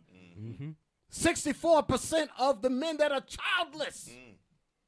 He says 64% of them that are unmarried and don't have children, how many percent it said? 64% of them are in the quote-unquote middle class. Go ahead. So you can go ahead and take that 1980s talking point back over to Color Purple land because that hold it. Color Purple, a movie that denigrated black men, from what I understand. Yep. Okay? Go ahead. He said you can take that bull crap back over there because the statistics don't add up to what you're saying. So she's supposed to be corrected. Let's see what happens. factually real quick, that Yes, sir. movie, Color Purple, is Yes, the sir. reason why this sister like this will talk like that in the first place. Right. Bring it Making out. the black man look like crap. He ain't nothing. Right. All he do is beat up his women. That's the reason why she. So talking that's like the reason why he said that, because he was making he's you and Right. him on the same page. Yes, And sir. to that point, a mischaracterization of the patriarchal systems that we were dealing in after slavery, 1920s, 30s, back when our marriage rate was good Right, and exactly, extremely high and our exactly. families were together. Right. It's a mischaracterization so that women who didn't live back then and didn't talk to their grandparents Right. would look on our history and think that it is Mr. and that's what black men were like, Right. as opposed to how it actually was. Exactly. Play on. inaccurate and untrue. So he said that your statements are completely inaccurate and untrue. Go ahead. According to black people statistics. Stop. Go to black. He said, he said, according to black people statistics. So don't say that I got it from white folks. Go ahead. He said, go to black. He said, go to blackdemographics.com. Go ahead. .com saying is, you want to, those are white folks, then go to blackdemographics.com. Black statistics for black people about black people, and they'll show you. Well, either way, it's a lot. Listen, here it goes. 51%. No, man. No, hold See it. what you did. Notice. Do you hear this? All of what he just said was correct. And he said, if you don't want to believe what I just say, go to the blackdemographics.com so you can't say that it's just me. He got the receipts. He got the receipts Yeah. to show you how Satan got inside our women's heads. We will not accept accountability, nothing. This cognitive dissonance here, that's what's going on here.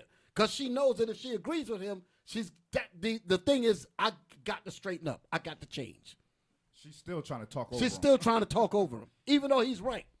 Because Satan said, you ain't no way in the hell you're not going to be wrong and the black man going to be right. That's not how I trained you. She will never really listen to a black man. Those kind of women. Okay? Back that up again. Wow.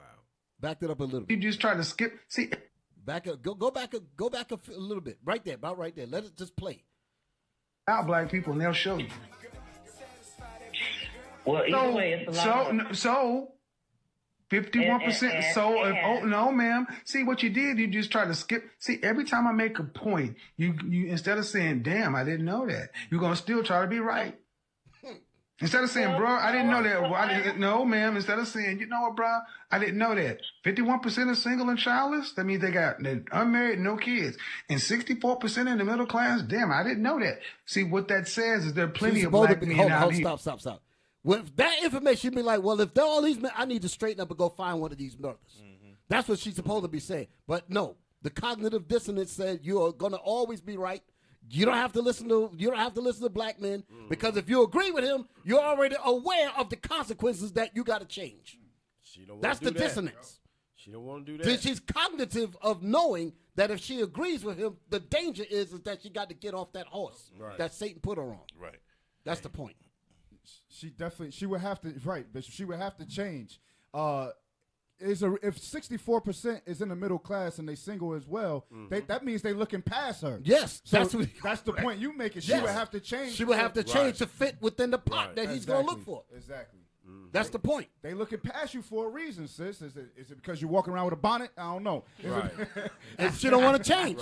You got to accept me with my bonnet. You got to accept me with my big mouth. You got to accept me with my disrespect because Satan said that I'm going to rule over you, nigga. Right, absolutely. That's the deal. Back that up a little bit. Just let that ride. Damn, Captain, you all right. You ain't got to go to, about halfway. Let those pieces go. About right there. Go. I make a point. You instead of saying, "Damn, I didn't know that," you're gonna still try to be right. Instead of saying, "Bro, I didn't know that," well, I didn't, no, ma'am. Instead of saying, "You know what, bro, I didn't know that." 51% are single and childless. That means they're unmarried, no kids, and 64% in the middle class. Damn, I didn't know that. See, what that says is there are plenty of black men out here who are available to marry and have kids. Why can't black women seem to get them? Boom. That's the point right there. That's it. That's the point. Why can't you seem to find them? Because you ain't looking for them. Right. You want men that you can henpeck and pour butter all over his head where he can't think. That's what they're looking for. They don't want nobody to stand up like that. Why? Because Satan taught them that. I love my black sisters, but your behind need to be corrected. Yep. Straight up. So what does this have to do with the title? Because black men, the absence of black men, the destruction of black men comes because this is the problem. This is one of the problems. Because sin entered into our nation, we lost everything. And we collectively have to work to get this back. So my particular point of speaking like this here is to win our sisters, to get them to get on the right path so these things can change, so we can move in the right direction to restore the decayed state of our nation. That's the point, okay? So, what am I going to make the point? So, now, as y'all saw that there was a rebuttal, turn this thing up a little bit. Turn up a little bit. 'Cause it's, right, 1 2 1 2. Thank you.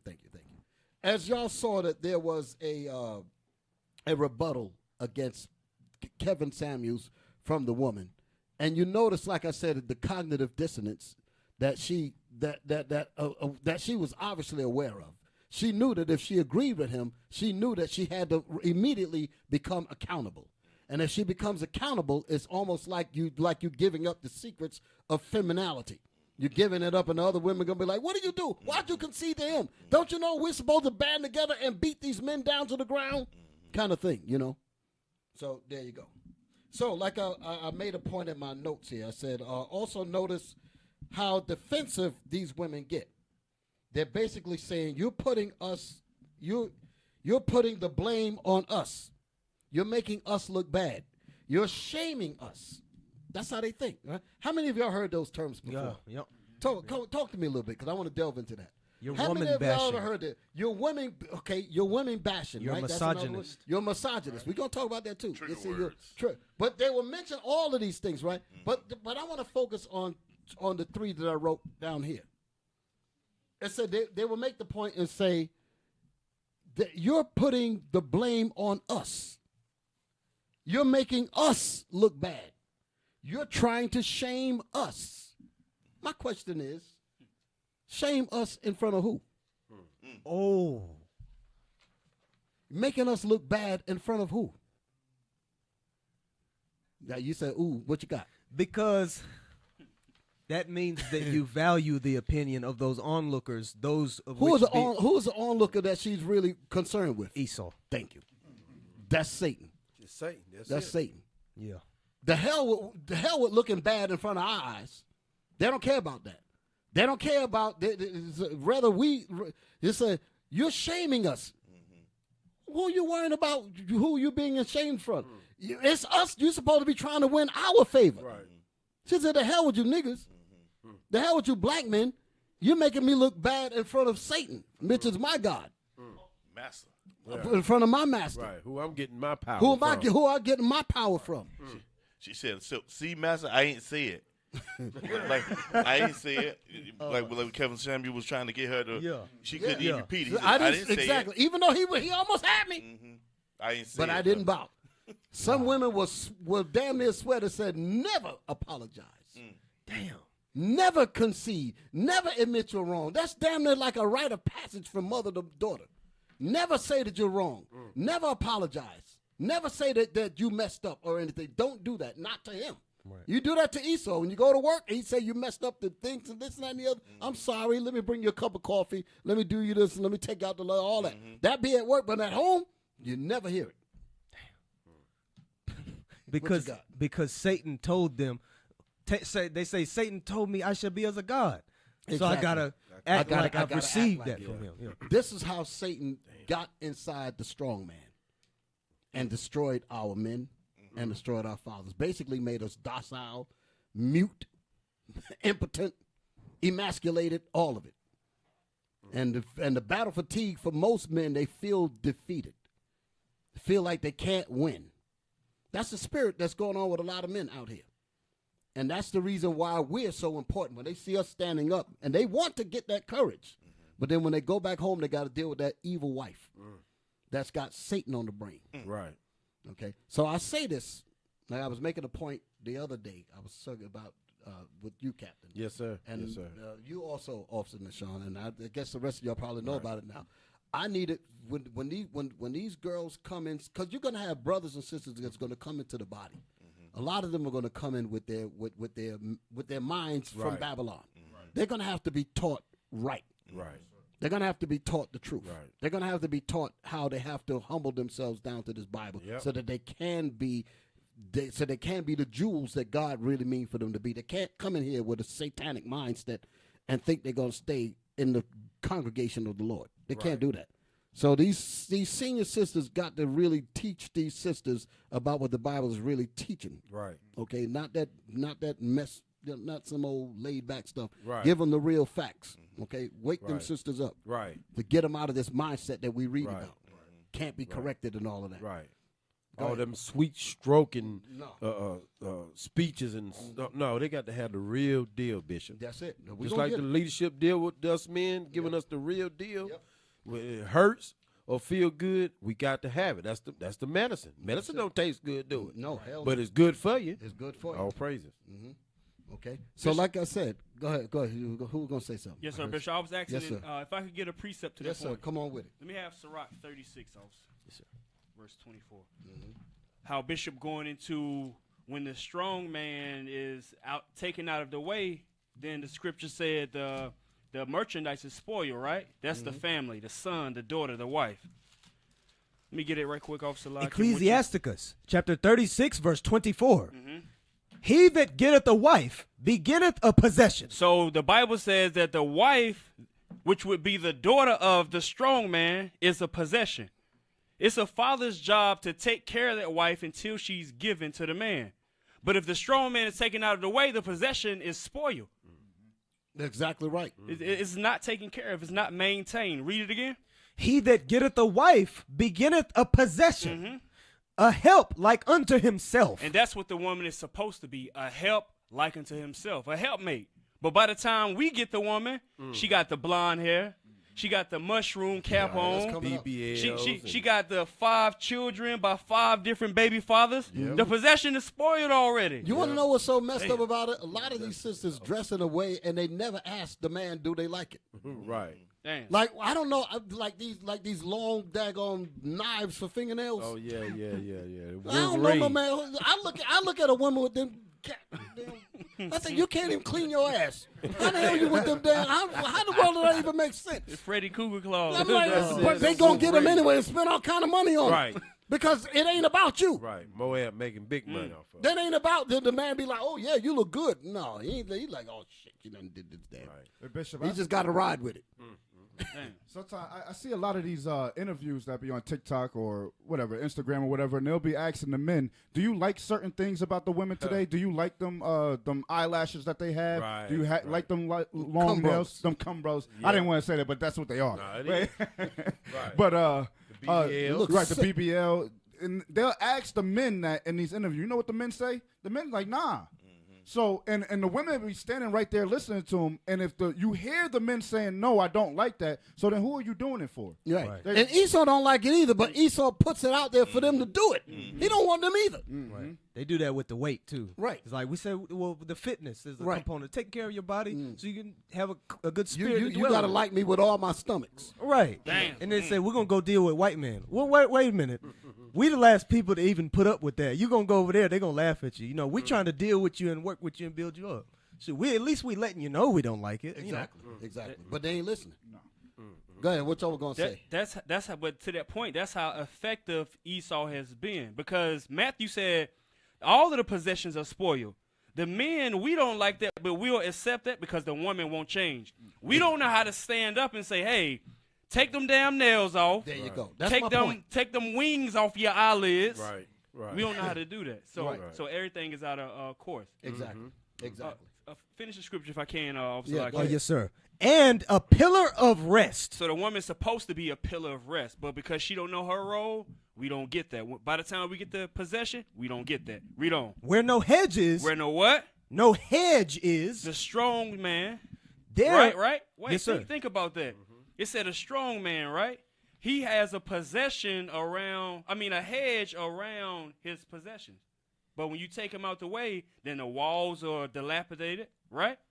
Where no hedge is, where no protection, no discretion, read. There, the possession is spoiled. The possession is spoiled. And that's why the black fathers are no. When you gotta, let's just look at what you just said. When when there's no hedge over that family, that means there's no father there to put in place. Like the same thing you were bringing out. Yes, sir. No father there. So what's going to come as a result of that? A family that's totally unguided, and that's the reason why we have what we have now. These are the consequences of having absent and destroyed fathers. Yes, sir. Because that's not there. The daughters ain't going to grow up right. The men are not going to grow up right, and this is going to continue the way it's continuing. Okay? Go ahead. That's it, Officer Lakim. It's a very good point, Bishop. Yes, sir. Yes, sir. All praise to the Lord. So, again, my question is, shame and blame them. Here's the question. The thing would be like, shame and blame them in front of who? Because they're saying that's what we're doing. You're shaming us. You're blaming us. And the question is, shame and blame you in front of who? They master. That alone. Because if it ain't you, that answer alone will tell you who she really wants ruling the earth. Right. And who she really wants ruling over you. Just for the mere fact of hearing that. You're making us look bad. Making you look bad in front of who? And the person that they're seeing of saying that we look bad in front of, those are the ones that they're trying to impress, please, because those are the ones that they want to stay in power, to not only rule over them, but to rule over the man that she's married to. That one that she goes to bed with at night, supposedly. Sleeping with the enemy, basically. Wow. That, deal. That brings me back to that recording that we was listening to when all them sisters was on that program and they was talking about they love to see the white cop. I was trying to find that. I wrote that in my notes. Did we ever find that video? No. Damn, because I actually wanted it. I actually wanted that. Yeah. She said, because I get off when the white man tuned them up. Love it. And I love it. And the black man started crying. Yeah. How many of y'all out there on the set remember that? Put something on the chat. Comments. Put it in the comments. How many of y'all remember that? The brother came up and he was crying because he was listening. He was like he listened in on some kind of radio program, and the women were talking about how they got, like it was an aphrodisiac. I think that's the word she said. Yeah. It was an aphrodisiac. It turns her on to see the white man beat the living SH out of the black man and to tune him up. And they were getting off on that. They said, I get wet over that damn thing. That's basically what they were saying. I get off on that. That's some evil. That's some evil. And the brother was listening to that. He started crying. He said, I can't believe my women hate me this much. Because he doesn't understand that Satan is in the mix. Most of it looked like they're saying yes, Bishop. They remember. Yeah, they remember it. Bishop, that was crazy as hell. Yes, sir. What you got? No, I'm sorry, Bishop. I didn't mean to cut you off. Yeah, go ahead. No, I was going to say, I remember that video you showed me of the elders back in the day when he was out in the street teaching. He said, yes, sir. You found that? I don't have it with me, Bishop. I wish I did. Yeah. I wish I did. The point was, the elder asked, he said, how many of you black men, how many of you black women out here want to see the black man rule? Oh. Crickets. The funny thing was that a lot of the women were standing with black men. The black men was right there with them in the crowd. I was there live. This ain't no videotape. We were there. And he asked that question. And he said, how many of you black women want to see the black man rule? And none of the women said anything. Right. And they were standing with black men. Damn, that's a shame. So the other brothers got on the mic and said, so basically you happy with the white man ruling over your husband. And they are. And they are. And that's the point. Here's a short right here, Bishop, of what we were just talking about. Yeah, bring it out. Actually, bring it out. This goes back, Officer Nahshon. Actually, you in the clip, Come on. too. Play this short there at the very bottom. This is exactly what we was talking about. They should have volume on there. That's the guy right there that was tears coming to his eyes to hear it. Go ahead. Okay. Also notice this is a black man listening to this clubhouse. Watch the black man's reaction. Go ahead, play. To say and voice their opinion that when I look at these white men, they are the epitome of masculine, and watching some of these police officers manhandle these black men in the street. Stop right there. Y'all hear what the black woman said? She said the white man is the epitome of masculinity. All right? Meaning that you black men is weak. You have become weak. They're not looking for you for protection no more because of what happened to us. Right. This is what you call battered wife syndrome. Right. You beat the living hell out of her and she fall in love with you. Right. There's a Stockholm syndrome and all those other things that's wrapped up into it. Because that's what he's been a terror so damn much to our people. They said the only way that we can kind of get some kind of niceness out of him is just love the hell out of you. Love him while he's beating us. Maybe he will beat us. Maybe he'll give us 39 licks rather than 40. I want y'all to also. But that's it. That's Stockholm syndrome. That's it. That's Stockholm syndrome, and that's basically it. Willie Lynch. Willie Lynch. Damn. Y'all found it. All praise to the Lord. Yeah.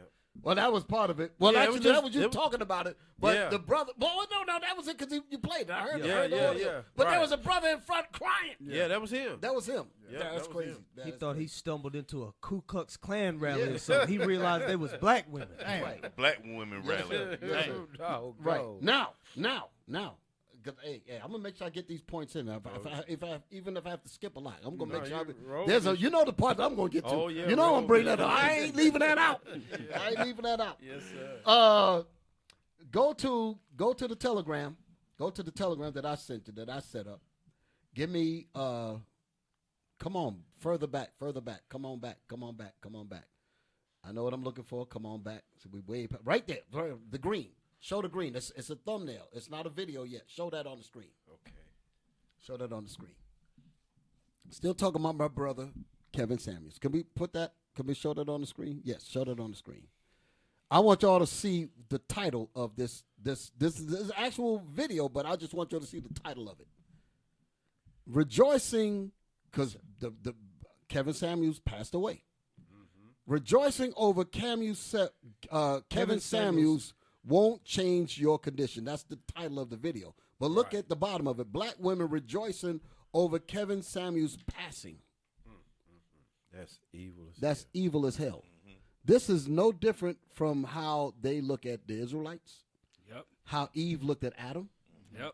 How people looked at how they wanted Christ out of the way. Mm-hmm. A lot of wickedness was going on back then during the times when Christ was getting ready to be crucified and the disciples on that. We're going to bring some of that out. A lot of people don't go into the psychology bag about what was going on during that, but we're going to touch a little bit today. You all right? Bring it We're out. going to talk a little bit about it today. Mm-hmm. Okay? A lot was going on back then. Okay? So now that we looked at the thumbnail, now let's go to the video. Lord have mercy. Go to the very next one. Right. Hold it. Stop. I gave y'all the timestamp and all that, right? Y'all set? Y'all with me? Yes, sir. Okay, let it ride. Come on. Black women rejoicing over Kevin Samuels passing, and the statement says it won't change your condition. So why they hate this man so much? Go ahead. But here's something. While I was monitoring that, I came across this disrespectful article from News One. News One is a division of Urban One, formerly known as Radio One. TV One is also a part of the brand as well. It's supposed to be African American media, and this is what they wrote as their headline. Take a look at that. Stop. So this is supposed to be some prominent program in Atlanta, I believe. And their promulgation of what y'all seeing here, Kevin Samuels, they put misogynistic, image consultant, self-proclaimed. She's going to break it down. A relationship guru, he dies at 56. And the black women were rejoicing that he had died. Right. I'm going to show you that this goes much further than Kevin Samuels. That's my point. Okay, and this particular satanic psychology goes all the way back to Eve. Because the same thought was done when Adam was trying to rule over Eve. And she says she don't want that. She'd rather listen to Satan. Satan showed her that she could rule over him. And she said, I'm going to go with that. And I'm going to henpeck my husband and beat him down basically. But at one point, I'm going to be over him. Mm-hmm. And Satan said, that works fine with me because I'm going to give you my race of people, Esau. Mm-hmm. And him and y'all going to ride into the sunset until God come down and kill us all. Damn. Okay. So you go ahead and sell out your soul to me right now, and I give you all the desires of your heart. You just laid that out perfect, Bishop. Come on, play on. First, misogynistic. Then they place quotations around image consulting. Meaning, in other words, they're just saying you're not really an image consultant. You're a self-proclaimed image consultant. They're trying to disrespect the man. Mm-hmm. That's how they put it. Go ahead. Right. Claimed relationship guru. I mean, out the gate, they have a hit piece here. And I'm just like, Now, how is this coming? pause it for a second. I got to give kudos to the sister for bringing this out. Okay, because I didn't want to jump the gun and point out the good sisters yet. I want this alcohol, this rubbing alcohol to get in that wound. I need to get in there. Let feel that burn first before I relieve you. Back it up a little bit because you need it. Oh, okay, go ahead. Play that thing. Place quotations around image consultant. They mention self-proclaimed relationship guru. I mean, out the gate, they have a hit piece here. And I'm just like, how is this coming from a so-called African-American news outlet? A lot of people didn't like Kevin Samuels, okay, but just because you didn't like him doesn't mean you have to be disrespectful, tacky, and classless. If you're not a fan, okay, cool. I'm not saying you have to mourn him. Just move on. It's the celebrating and rejoicing for me. These are really evil people. As if Kevin Samuels being gone is going to somehow change their horrible relationship situations. All these simps and black women on Twitter and Facebook celebrating, they're only confirming their vitriol for black men. And then that media company, News One, Urban One. Their vitriol meaning their hatred. They're only confirming how much they hate black men because Satan told her to hate the man that I hate. You with me? Like him? Yes, sir. Did you get that? You looking like something didn't line up right. I'm following the statement. They have that enemy. When I say they, Esau makes an enemy of him because he is trying to restore the decayed state of the people. Right. In his own way. In his own way. That's my point. He like I said, he ain't following like us in the Bible, but like I said, Malcolm X didn't follow the Bible, Fred Hampton, the rest of them. But they, in their own way, they tried to do something for the people. And these are the things that you can, like you said, we can agree on these levels. Like when we go inside the churches, try to deal with the preachers and all that, we can agree on what we can agree on in terms of us wanting to do something for the community. We can do it in that respect. And that's what we're trying to do. That's what we're saying. So same thing with him. Well, it's just like too, Bishop. It's just like where the Most High used Pharaoh. Okay, he used who he may. You know, we're the clay and he's the potter. In other words, y'all know what I'm saying? Yes, sir. So Most High, he can use whoever he wants to use and discard him if he want to discard him and start over. However you want to do it, you can't stop that. But I mean, I'm just really wrestling because a lot of what we're bringing out, this is like corrective medicine. Correct? It is. Yeah. It's corrective, and they be like, "Why are you bashing us?" We even heard women in the body say that. Women bashing, bashing in front of who? If we're the ones that's complaining, who are you worried about? Right. Right. Just think about that. We try to straighten you out for us. For us, not for nobody else. Exactly. They say, but you making us look bad for Esau. That's what those statements mean. I'll just be sitting back and be like watching. I was like, listen to this shit. I mean, I know where it's coming from. I know it ain't got nothing to do with black men and that's trying to live righteous and all that. Right.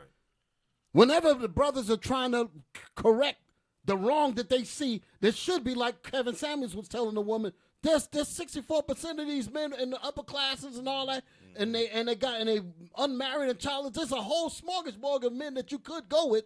And she knows that she knows that she needs to change to fit that, but instead of her wanting to do that, she wants to denigrate what he's saying. Same thing here. We're trying to correct our sisters to keep them out of harm's way. We're really trying to be fathers. We ain't got no damn time to play. We got to be real fathers. You understand? So we got to tell you what you don't want to hear because the enemy is trying to kill you and us. The whole so when we're trying to deal with you, you can't be like, well, you're making us look bad in front of Satan. You're making us look bad in front of the white people and all of that. Yeah, I remember. I'm gonna tell you a funny story, man. This is way back. This is in New York. Group of us. We were downtown. This is the old school. Some of the older brothers. Some of the brothers back then, and we went to this fancy restaurant on 57th Street. I think it was 57th Street, and it had soup and chicken and all of that. And we were sitting at a table, and you got Esau over there and all that. Right. And we said, you know what we're going to do? We're going to eat, because there were some Negroes. They had a table of Negroes uppity with their Argyle. Oh, yeah. The collegiate, Ivy League look. Oh, they're trying to impress Esau, right? So their table was like over there. Okay. Here we sitting over here, me and a few of the brothers. Right. And then you had Esau all around. And we said, you know what we're going to do? We're going to start eating the chicken with our fingers. And we're gonna dip the biscuit. We're gonna sop it and everything. We start doing that, and you can see the Negroes. The niggas say, "Damn, look at them. They're making us look bad. They're trying to spoil it for us." That man was so damn uncomfortable. Oh boy! That like they acted like a promotion was dependent on them. Like, well, you know what, Bob? We were really thinking about giving you a promotion in our new company, but we seen how your kind is, and we might have to wait a little bit. Right. You might be like that. You might be like that. So they really felt bad that we were doing. I mean, we were doing it to them. Just making it look going to town. Going to town, just messing them up. They were looking at me. Oh, I never. Uppity, huh? I love this chicken. They were doing all the finger licking good. Oh boy. Yeah, man. But again, who are they trying to impress? Right. They weren't trying to impress us. Right. They were trying to impress them. Wow. So that just goes. That's a little funny statement, a little funny thing. But where we at? Play on, because there was more in there. Did we get to the timestamp yet? Okay, go ahead. It's just a mess over there. For years, their programming on TV1 was heavily against black men. It was supposed to be black media that represented everybody, but there was always... She's speaking of, hold it. She's speaking about the people that put this ad up. She said that the people that's behind this posting is a black organization. That's what I wanted y'all to hear. This is a black organization. Get that statement. Back up a little bit so they can hear that. I know I keep cutting in a lot, but I don't be wanting these points to get missed. Then the show will go by and be like, damn, I forgot to mention that. I don't want to do that. Go ahead, play it. For years, their programming on TV1 was heavily against black men. It was supposed to be black media that represented everybody, but there was always this underlying contempt for black men there. You know, those women rejoicing are the ones who have been consistently undermining the black family, sabotaging black women for years. And the bad news for you bitter Bettys out there, I hate to be the one to break it to you, but Kevin Samuels was not your problem. Black women out there, they're so excited about this. Kevin Samuels, again, he was not your problem. Anybody telling you the truth, they are not your problem. The problem is you. Kevin Samuels, yes, he's gone, but that doesn't change your personal situation that you got yourself in. The situation that bothers you so much that whenever anybody says anything related to your situation or status, it's an issue. He's gone, but you're still here, and it's not going to change your prospects either. Kevin Samuels being gone won't change your bad attitude, your repulsive attitude. It won't change your unattractive behavior. Just because Kevin Samuels is gone, you're not going to become a high quality woman. You're still going to have the same issues that you've been having. It's not going to change that men still want wives. And y'all 304s are just not wife material. Damn! Hold on. Stop. It is. And what she just said, like, brothers, I know we all could agree. I can just ask on the line, right. Black men, especially, like you heard the statistic, when it said like what was 51% are single and childless. They want wives. They want good women. That's what they want. I remember the elders went back in the, and I always keep mentioning this. Yeah. I remember the elder getting so mad he was blasting Harlem, bro. He was tearing them up. Yeah. And he was saying a lot of you in our, women messed up a lot of good black men. Messed up a lot of good black men. That's why he got real serious on it. It was on 125th Street, right in front of OTB, where the McDonald's is, right across from Woolworth, where Woolworth is. I know the spot. That's where we set camp up at. Yeah. Right next to the Apollo Theater and all that. That little gap where the McDonald's is. Camp was set up there. And the elder was tearing the people up about their evil towards the black men. Was that when he asked the question about the black man rule? No, that was another time. But he said it there too. He said it there too. He said it there too. Cause that was the point. He said a lot of because brothers want to find somebody stable. Because brothers need husbands, black men need women in their corners because we got a hell of a fighting this beast. That's right. Part of the battle fatigue that we deal with. We out there fighting like hell, and then we got to come home to a damn lion. Right. That's like a pit bull crossbreeder with a rattlesnake. We don't want that. And brother don't even like I said talk with I ain't go. I used to know a lot of people like in corrections and all of that. Them dudes used to go and stop at the bar, never even go home. Didn't even want to go home. Because they don't work dealing with prison and all that mess all day long. That's stressful. Don't even want to go home. Exactly. Bishop Kanai made the point about brothers coming home, driving the driveway, sit down in the damn parking lot, drinking a 6-pack of beer because he's afraid to put his key in the door. Damn. Stuff like that. Scared to go in the house. Stuff like that. Brothers don't want that. You got this kind of percentage of men. That's what is that? 51% and 64% of them are in the middle class. Right. They want a wife. Because they're not Pookies or Ray Ray. Right, exactly. They want a wife that they can build with. They're not looking for no girlfriend hopping, this and that and the other. They're looking for real wives. But Esau has trained our women to be 304s. That's what it is. And a lot of them, like Kevin asked his sister, they said, why is it that you can't find these type of brothers? Because she doesn't know. It's not in her head. She has not been taught to have to find men like that. Right. Don't even know how to get them. That's the point. Because they ain't been taught nothing. But watching the damn BET and Instagram and all that foolishness. They ain't learned that. All that's by Satan. I remember one of the elders back in the day, he said the black man and the black woman act like foreign nations towards each other. Like Saddam Hussein and Bush. That's the relationship between black men and black women. All right, let me get off that rant. Play on that thing, man. Back it up a little bit. I'm going to let this play on out. Just because Kevin Samuels is gone, you're not going to become a high-quality woman. You're still going to have the same issues that you've been having. It's not going to change that men still want wives. And y'all 304s are just not wife material. A lot of y'all need some serious help. His passing won't take away your bitterness, your loneliness. I really just don't get what y'all think this is. A lot of Kevin Samuels' views are shared with other men, other content creators. You're going to still hear the message because it's reality. It's a message that men they've talked about. She said that even though he's dead, the mere fact that the message is still coming from others, she'll hate them too. Yep.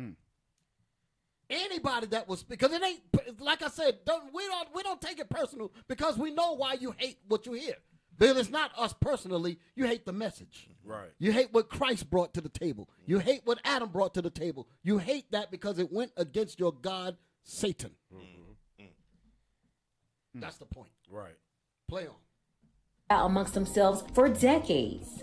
Now, just because you was raised by your 304 mama and you didn't have a quality man around growing up and no one there to tell you the truth, it doesn't mean that these issues and grievances are new. These issues have been brewing for decades. One person being eliminated won't change anything for you because the truth is still the truth. Right. See, where you got it all twisted at is you think that Kevin Samuels passing away means the truth will be buried with him. No. And I'm here to tell you, ladies, it's not happening. It's out there. And the truth at the end of the day is still the truth, whether you like it or not. You might hear from different messengers moving forward, but truth is still truth. Every day of the week, it doesn't matter. Truth is truth. You're not about to change that. Y'all not about to bury the truth. What you're really confirming for a lot of men out there is that there are a lot of hateful witches out here. Very hateful, very miserable, very lonely. And that's why they're happy about something like this. Wow. What y'all got to say about that? Come on now. I was just gonna say. Come on. What y'all got? Hey, I posted something in the chat. This is actually comments from the chat tonight, Bishop. Yes, sir. That's what I want to hear. I want to get the feedback. Lord have mercy. So a lot of times these sisters they talk about Kevin Samuels, but meanwhile, like the sister was just saying in the video, is he wrong for what he was saying? If you want a high value man, okay, stop spreading your legs to everybody. Exactly. Stop being loud in all in people's face. But meanwhile, we still got this is from tonight, Bishop. We still got sisters tonight. Go ahead and read this. What this sister talking about? They'll call them male chauvinists. They'll call them This is tonight. Yes. This is sent from Also Rayuel in Raleigh. Shout out to Also Rayuel in Raleigh. Sir, all praises. He's seen this thing and sent it to me. See, go ahead, man. Lynn Taylor. He was a male chauvinist. His style was... He, meaning Kevin Samuels. Yeah. His style was complete... Wait a minute. How much of a male chauvinist is Esau? Man. Wait a minute. Wait. See, this is what I'm talking about. Esau, did Kevin Samuels, and I know the brother needs to repent and all that. That's not my angle tonight. Right. Did Esau come to whole countries and raped everybody? Right. Yes, sir. How much of a male chauvinist is that? You talk about a male chauvinism? He raped multiple women. Esau came and destroyed damn near all the women of Puerto Rico, all the women of Santo Domingo, all the women of Brazil and all that. That's male chauvinism to the utmost. White male chauvinism, to be exact. Go ahead. Mind you, Bishop, before he started getting on the women, what was he doing? Hey, he was getting on the men. That's you want to know what's funny about that? Because Deacon Joshua played. I remember seeing the video years ago, and I forgot that he did that. Yeah. Deacon Joshua brought it up, and he was going through and showing how black men had to get themselves together. Right. He even held up the dude wipes. He said, "What is this?" He held up the dude wipes and he said, "What is this?" He said, "Wipe your ass, niggas." You know? He went in on brothers. Talk about the shoes and everything. Overweight. He was getting on brothers left and right, but nobody cared about that because black men. That's nobody gives a damn about black men. Right. Yep. That's the point. That was it. So he was getting on the men. The sisters should have been like, yeah, get the men in together because we want our black men. Right. That's what it should have been. But they were like, we don't even care. They didn't even know that he was out here, just like you said, dealing with the brothers. Because that's not important to them. What's important to them is how well is Esau doing? Oh, my goodness. How comfortable is he? Is he comfortable? Right. Is he all right? Is he fine? Is he the bachelor? Right. Go ahead, man. So yes, sir. So he was getting on the men at first, and when I say getting on them for what? To make them better. Exactly. Because he was actually showing love to his people. He wanted to make the men better. So when he was done with the men, he started getting on the women to do what? To make them better. Right. But then you got sisters like this in the comment. Now go ahead, finish reading the comment. His style was complete disrespectful. Why is it disrespectful? Because he's pointing out of the things where you messed up. Hold it. His style was hold. After this, I will read some disrespect. But go ahead, bring that up. We're coming back to this. Yeah, his style was completely disrespectful because he was pointing out the things that was flawed in you. That's accountability. You got a problem with accountability. Go ahead. I heard many of his presentations. None was constructive to the betterment and healing of the daughters of Sarah. Wow. The daughters of Sarah. So you mean to tell me she's a part of this? She's a part of this. Daughters of Sarah. That's what that means. We got this in our UIC. Hey, right here. And she wants to be married one day. Right here. She wants to be married one day. Yes, sir. She's amongst us. She's amongst us. Sleeping with the enemy for real. Right. Damn. She's amongst us. Oh, man. You other sisters, y'all probably know who the sister is. Let's see how many of y'all correct her. Right. Y'all supposed to put this fire out immediately. Blast her behind. She going to be ready to marry her brother. So if Kevin Samuel was disrespectful, I wonder what they saying about Bishop Nathaniel. Exactly. I wonder what she's saying about Bishop Yawasab. Right. I don't know. Any of us over here now. Go to the next one. Hey. It's okay. Ho. Go back. I'm about to do it. I'm about to do it. Bring it out, Bishop. Go back. Go to my pictures. Go to my pictures. You want to put that comment back up there again. Put that comment back up there again. Go back to the other one, y'all. Go back to the other comment. Stay with me, brothers. Bring that and show that on the screen. Said 7 Kevin Samuels and all of us that's trying to bring out truth and righteous, bring out the truth to our women about what's really going on. We are called male chauvinists. Right. They say that misogynistic. I was called that on the street. Teaching. The woman told me, you're a male chauvinist. Then I started bringing the books out to show that the black, that we are in the history and all that. She got so damn mad. Boy, that was a hell of a day that day. Oh, man. Damn. Let me stop. So read that again. He was a male chauvinist. His style was complete disrespectful. I heard many of his brothers. presentations. This is the real. Let me say this here. Going back to the topic of our program. Yep. This is the reason why you ain't got no fathers. Damn. Because imagine this kind of thinking was was a mother of a son that's supposed to grow up to be a father. Mm-hmm. How responsible would he be with this kind of upbringing? Mm-hmm. Think about it. Mm-hmm. This is exactly why we have what we have today. So he was a male chauvinist. His style was complete disrespectful. Let me stop right there. Go to my pictures. Go to the Telegram. Go to the Telegram. Oh man! I'm gonna show y'all some disrespect. You gonna do it to him? I'm gonna do it to him. Put that up there. Here we go. Put that up there. Oh boy! Damn. Kevin Samuels did not create this. Right. Black people did not create this. Now they putting out. Now there's a controversy. Let me say this. Let me set it up before somebody run. That's satire. That's not really. That's true. This Walmart is not really behind this, but that is a made product. Somebody made that. Mm-hmm. Esau made that, and that's exactly how Esau feels. Mm-hmm. You feel me? Right. I want you to look around that picture there. I know they pissed off now, God. All stereotypes. Look at that. Watermelon, handcuffs. The chicken. Lord have mercy. The fried chicken. That's how the white man feels about you black women. The trash can. What do you call them? The trash? What's the trash can for? Some of y'all was reading. This is my last school or something like that. Handcuffs because you're going to jail. Yeah. That's the mentality that now, believe it or not, our sisters are very offended at seeing something like this here because white folks did it. Right. That goes back to my point. They said this is how this is how they see us. This is shaming us kind of thing. Right. But this is how they really feel. Right. Never mind what we have to say. Yeah. Right. But it's about how they portray us, and that means everything. So your point was, Bishop, that because back in the comment it said that his style was completely disrespectful. Meanwhile, he was telling the sisters, "Hey, you want a high volume man? Lose some weight." Right. But then Esau. Hey, y'all have my thing up there. I'm looking at it over here. Did y'all put it on the screen? Yeah, okay. I need them to see that thing. All right, come on. Esau makes something like that, and nobody won't bat an eye. Right. Exactly. They won't say That's nothing. my point. Right. But I did read they said that the black community is going crazy over there. But again, it goes to the fact that said they're going crazy because once again, it's making us look bad in front of white people. Mm-hmm. Yep. Black women actually like what they call it. What's this woman, Miss Red Burgundy? What's her name? Sexy the one Red. that's sexy Red Burgundy. Hana, the other one. That ain't no different from what we just saw. Right. But and we're offended by that, but they don't give a damn about offending us. That's the point. That was Lizzo up there. Huh? Ooh. Lizzo. Right. Lizzo. And She Esau. Go ahead. You want to explain it? Who she is? She's a artist. You could probably get more detail than me, right? You want to say? She's a big song. Bring it out. Lizzo. No, I was asking in sincerity. Lizzo, Yes, she's a music artist, Bishop. Right. Okay. But she looks like that toy. You're right. Really? Right. Yeah, she looks like that She toy. looks like that toy. Overweight, wear stuff just like the Right. toy wear. Yeah. You know what I mean? Right.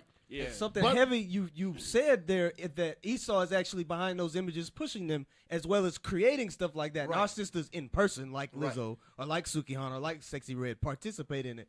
But the black man isn't creating those. No. A toy that'll go be sold in the store. But all we're saying out of love is to don't do any of those things so they can't do they can't. Esau did that to mock her. Uh-huh. Meaning, I don't give a shit about you. That's what he. I gotta say it plain. Right. The white man says, I don't give a shit about you, black women. Right. He really was. He call him NIG. He go that far with it. That's how he really feels, and that's what she's concerned with. She ain't concerned that we get on them about how to dress, how to carry themselves, how to deal with their husbands, how to deal with their children. We're trying to tell them about it, and they mad at us. Right. They don't want to listen to what we say. They like disregard what we say. We gonna continue to be what we want to be. But when Esau makes a point of it, now all of a sudden they upset. She hurt. She hurt now. My master. Bishop, you said, I'm sorry. Go ahead. You said in the comments of this right here that they were saying that you're making us look bad in front of white people. No. I've heard that before. Okay, but to that point, meanwhile, Kevin Samuels is telling them to lose the weight for what? To better their health. Meanwhile, they saying that this makes us look bad in front of white people. Our sisters' mentality is way off. Right. Go back to this. Go back to the thing what the brother sent us. What Officer Rayuel sent us. Yeah. The state The telegram. I mean, about the disrespectful thing. Right. Yeah. Put that back up there again. Read that again. He was a male chauvinist. His style was complete disrespectful. I heard many of his presentations. None was constructive to the betterment and healing of the daughters of Sarah. So none meaning absolutely none. So what was constructive about what we just saw?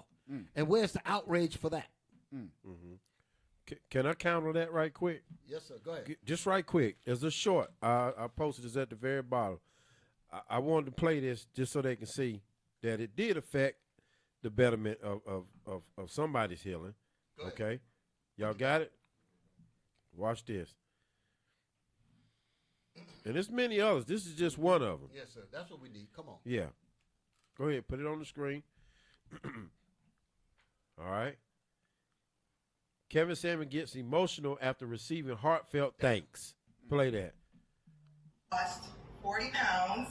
Listening to you, I have got therapy. I moved to a new city. I wear dresses on Fridays and the weekends. I have a dress on now. I don't do the wigs anymore. I don't do the nails anymore. I don't do the lashes anymore. Just you really you hit the bullseye, and I so much want to thank you for that. And I watched you grow. I watched your YouTube channel grow. I admire what you're doing, and I just want to encourage you to keep going because you have made a difference in my life. And now I'm excited about what my love life's going to be like next. But I think I'm moving in the right direction. There you go. I appreciate it. Keep doing you.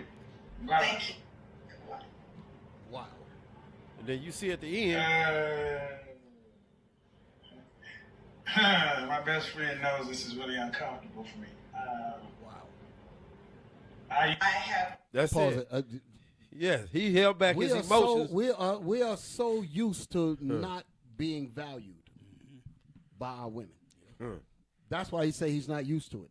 Right. All of the evil people wishing the man was alive then. He had no idea that the hooligans, hyenas, was going to be there rejoicing over this man's death. But when he heard this sister say, he's like, all of the efforts that I've did, even if I got one sister to hit me. Right. That's how we feel when the brother or sister repent. Yes, sir. When they change, we feel good. We say all of this is worth it to praises. see our brothers and sisters come out of this Right, mess. Bishop. So that's the same thing. That's why I say, oh Lord, we got a lot of we got a lot going on. We got a lot going on. Yes, sir. But go back to my statement. I'm glad you brought that out. Yes, sir. Captain. Oh, go back praises. to that statement again because it's talking about the disrespect. Oh yeah. Now, so we read this already. He was a male chauvinist. We're gonna read about a chauvinist now. His style was complete disrespectful. I heard many of his presentations. None was constructive to the betterment and healing of the daughters of Sarah. Well, just like you said, Captain, you just showed one. Just seen one. You were just seeing one, and he ain't even in the Bible. And that was constructive. Right. Now, go to my my Telegram. Go to my Telegram. That's good stuff, Bishop. I'm praying that it be. We're getting ready to get a little bit more into this thing. Back up. Yeah, the mother things I wanted to. Come on. Right there. Yellow book. Show that. We're getting ready to go in there. Show that. Okay. Now this right here. Now, what did we read? What did that statement say earlier? About the male chauvinist, what was the statement? Male chauvinist. Yes. His style was complete disrespectful. I have watched many of his presentations, and not one of them was constructive to the betterment and healing of the daughters of So Sarah. let's see how constructive the white man was. Willie Lynch. Open it up. So you see the book here. Go to the page. Look, we're gonna see about constructive. We're gonna see about the constructive and betterment and all that. Go to page. I showed both pages so you know that it's from the book. Right. I want page 15. When it comes, move on the other side where that picture is. When it comes to breaking the uncivilized, right there. When it comes to breaking, is that the part that I want? Yes. Read that. yes, sir. When it comes to breaking the uncivilized nigger, use the same process, but vary the degree and step up. Wait. It might be above that. Move up above that. About the female. Yeah, that's what I want. The Completely female. break. Yeah, that's what I want. Okay. Is it on the other Completely? page? Go on the other page. Go to 14. Let me see something. The process of breaking the African woman is 16. Okay. So I don't have the picture up there? Let's see. I'm just moving around. When it comes to damn, I ain't put the page up there. They can probably grab it from the. Could y'all find it somewhere? I just want to just start reading these parts here because because all of this goes into what he's saying about what's useful. Give me the middle of 15. Just read that while you're looking for that. Yes, sir. Read that. When it comes to breaking the uncivilized nigger, use the same process. This is what they did to our men. But Kevin Samuels and everybody that think like him in terms of trying to correct our people is not constructive in all the other things that he said. I wish I could have that thought in my mind. What's the statement again? I need to see it so I can remember, because I want to use that to go against this here. The statement that Officer Rayuel posted. Yeah. When it comes to breaking the uncivilized nigger, use the same process, but vary the degree and step up the pressure so as to do a complete reversal of the mind. Take the meanest... That's the war that I was talking about earlier, to break the mind. That's Go ahead. Take the meanest and most relentless nigger, strip him of his clothes in front of the remaining male niggers. That's basically, they all agreed to doing this. These kind of hooligan women, they are like the thing that you was the women with the cops beating the brother up. Right. That's the exact same thing. They talking about something, the Willie Lynch ain't real. Yeah, the black women that was rejoicing over actual incidents of what we seeing here. Right. Read that statement again. Take the meanest and most relentless nigger, strip him of his clothes in front of the remaining male niggers. This might be a brother that's trying to get his house in order. For an example, when they call 911 on him, he's trying to establish some righteousness in his house. He's saying, listen, sister, I need this to be done this way. I need you to make sure that the kids is such and such. I need this done. I need that done. And she'd be like, I ain't got to listen to you because Satan is my God. And I'll call 911 to have your black ass locked up and tune you up and beat you and turn you up, and I can get off on that. Wow. Go ahead. The female... Read that statement again. Yes, sir. Take the meanest and most relentless nigger. Meaning her husband. Go ahead. Strip him of his clothes in front of the remaining male niggers. The daggone cops might do it right in front of the wife, and the wife would be like, yes, beat the shit out of him. Damn. Go ahead. The female and the nigger infant. Tar and feather him. In front of his children. Totally totally emasculating the man to nothing. Go ahead. Tar and feather him. Tie each leg to a different horse in opposite directions. That's how they deal with us, and they are happy with that. Some of these women, in spirit, that's how they are. Now, did y'all get the page? Yes, sir. Let's go right to that. Let's go right to that. We're jumping out of this. Wow. That's 17. You want 16? 16 is that one on the bottom there. Okay. Yes. Let's get to the point now. I ain't even get to the scripture yet. That's gonna confirm all of this. What time is it? Yeah. Okay, a little after 8 o'clock. The breaking process of the African woman. Okay, this is Satan getting involved with Eve. Go ahead. Then take the female, run a series of tests on her. The tests meaning the things that she'll go for. Show her this, show her that. See what she likes, see what she doesn't like, see what she's tempted by, see what she'll listen to, what she'll gravitate towards, and find out the things that she's really interested in. Go ahead. To see if she will submit to your desires willingly. And see if she will be on our team against her husband. Go ahead. Test her in every way because she is the most important factor for good economics. Good economics means a broken black man. When the black man is broken, there's no hedge, no nothing, and your children will grow up to be subservient to Esau and every demand that he has, which means the total ruin of the black population, the total ruin of the Hispanic population, the total ruin of the Native American and all the 12 tribes of Israel, the total ruin of them, because all of the women were being subjugated to this kind of economic. I mean, this kind of education. Go ahead. If she shows any sign of resistance in submitting completely to your will, do not hesitate to use the bullwhip on her. Go back to Kevin Samuels. Go back to the statement again. He said, do not hesitate to whoop the FSH out of the other one. Go to the thing, what the brother said. Constructive. YouTube comment. Officer Rayuel. Right. Show that. He is a male chauvinist. You would think that this was implying to what happened to us in slavery. But no, leave them alone. She's talking about somebody that's trying to correct us. Wow. Leave us alone. Leave us alone. That's basically what they're saying. She won't say nothing about what we just read, but for the brother that's trying to deal with us, this is the reason black men feel like crap dealing with women like this. Bishop, that was so heavy what you just said. You would read this and think that she was talking about the white man. Yes, no. That's crazy. That's what we're dealing with. I was gonna say, Bishop, a lot of times this. You mind if I show one video? Go ahead. Hey, I posted a video, y'all. The last video I posted. I'm sorry, Cap. A lot of times sisters are. We don't need no more of that willingness. Right. They'll see these words, chauvinist and misogynist and all of that, and they don't even know what that thing means. I want to show the point that I'm making in this video. Go ahead, play that video, y'all. Y'all see what I'm talking about? No, I said the last video I posted. It must be at the bottom. When did you post No, it? I just posted. It's all the way at the bottom. All the way at the bottom. Go to the bottom. Well, Willie Lynch was the last one we posted, right? Right, but He must have did- all right. So go to the top. Go Go a up little bit. A little bit. Come on now. Did it freeze? Where y'all at? There it is. Hold on, slow down. Right there. The one I posted right there. Yes. Okay. Okay. Make sure you get it from the beginning. Come on. So my point was, again, just in case everybody forgot, them words chauvinist and male chauvinist or misogynistic, they're trigger words for a lot of our sisters, and a lot of our sisters don't even know what them things mean. Right. Go ahead and play this video. Well, put it on the screen first so they can see what it reads off the gate. Now, Women don't know why they hate Andrew Tate. Just like they hate Kevin Samuels, just Right. like they hate the Israelites, Right. just like they hated Christ, Right. just like they hated, Adam, wow. because it's Satan. Yep. That's the point. Yep. Go ahead. Here we go.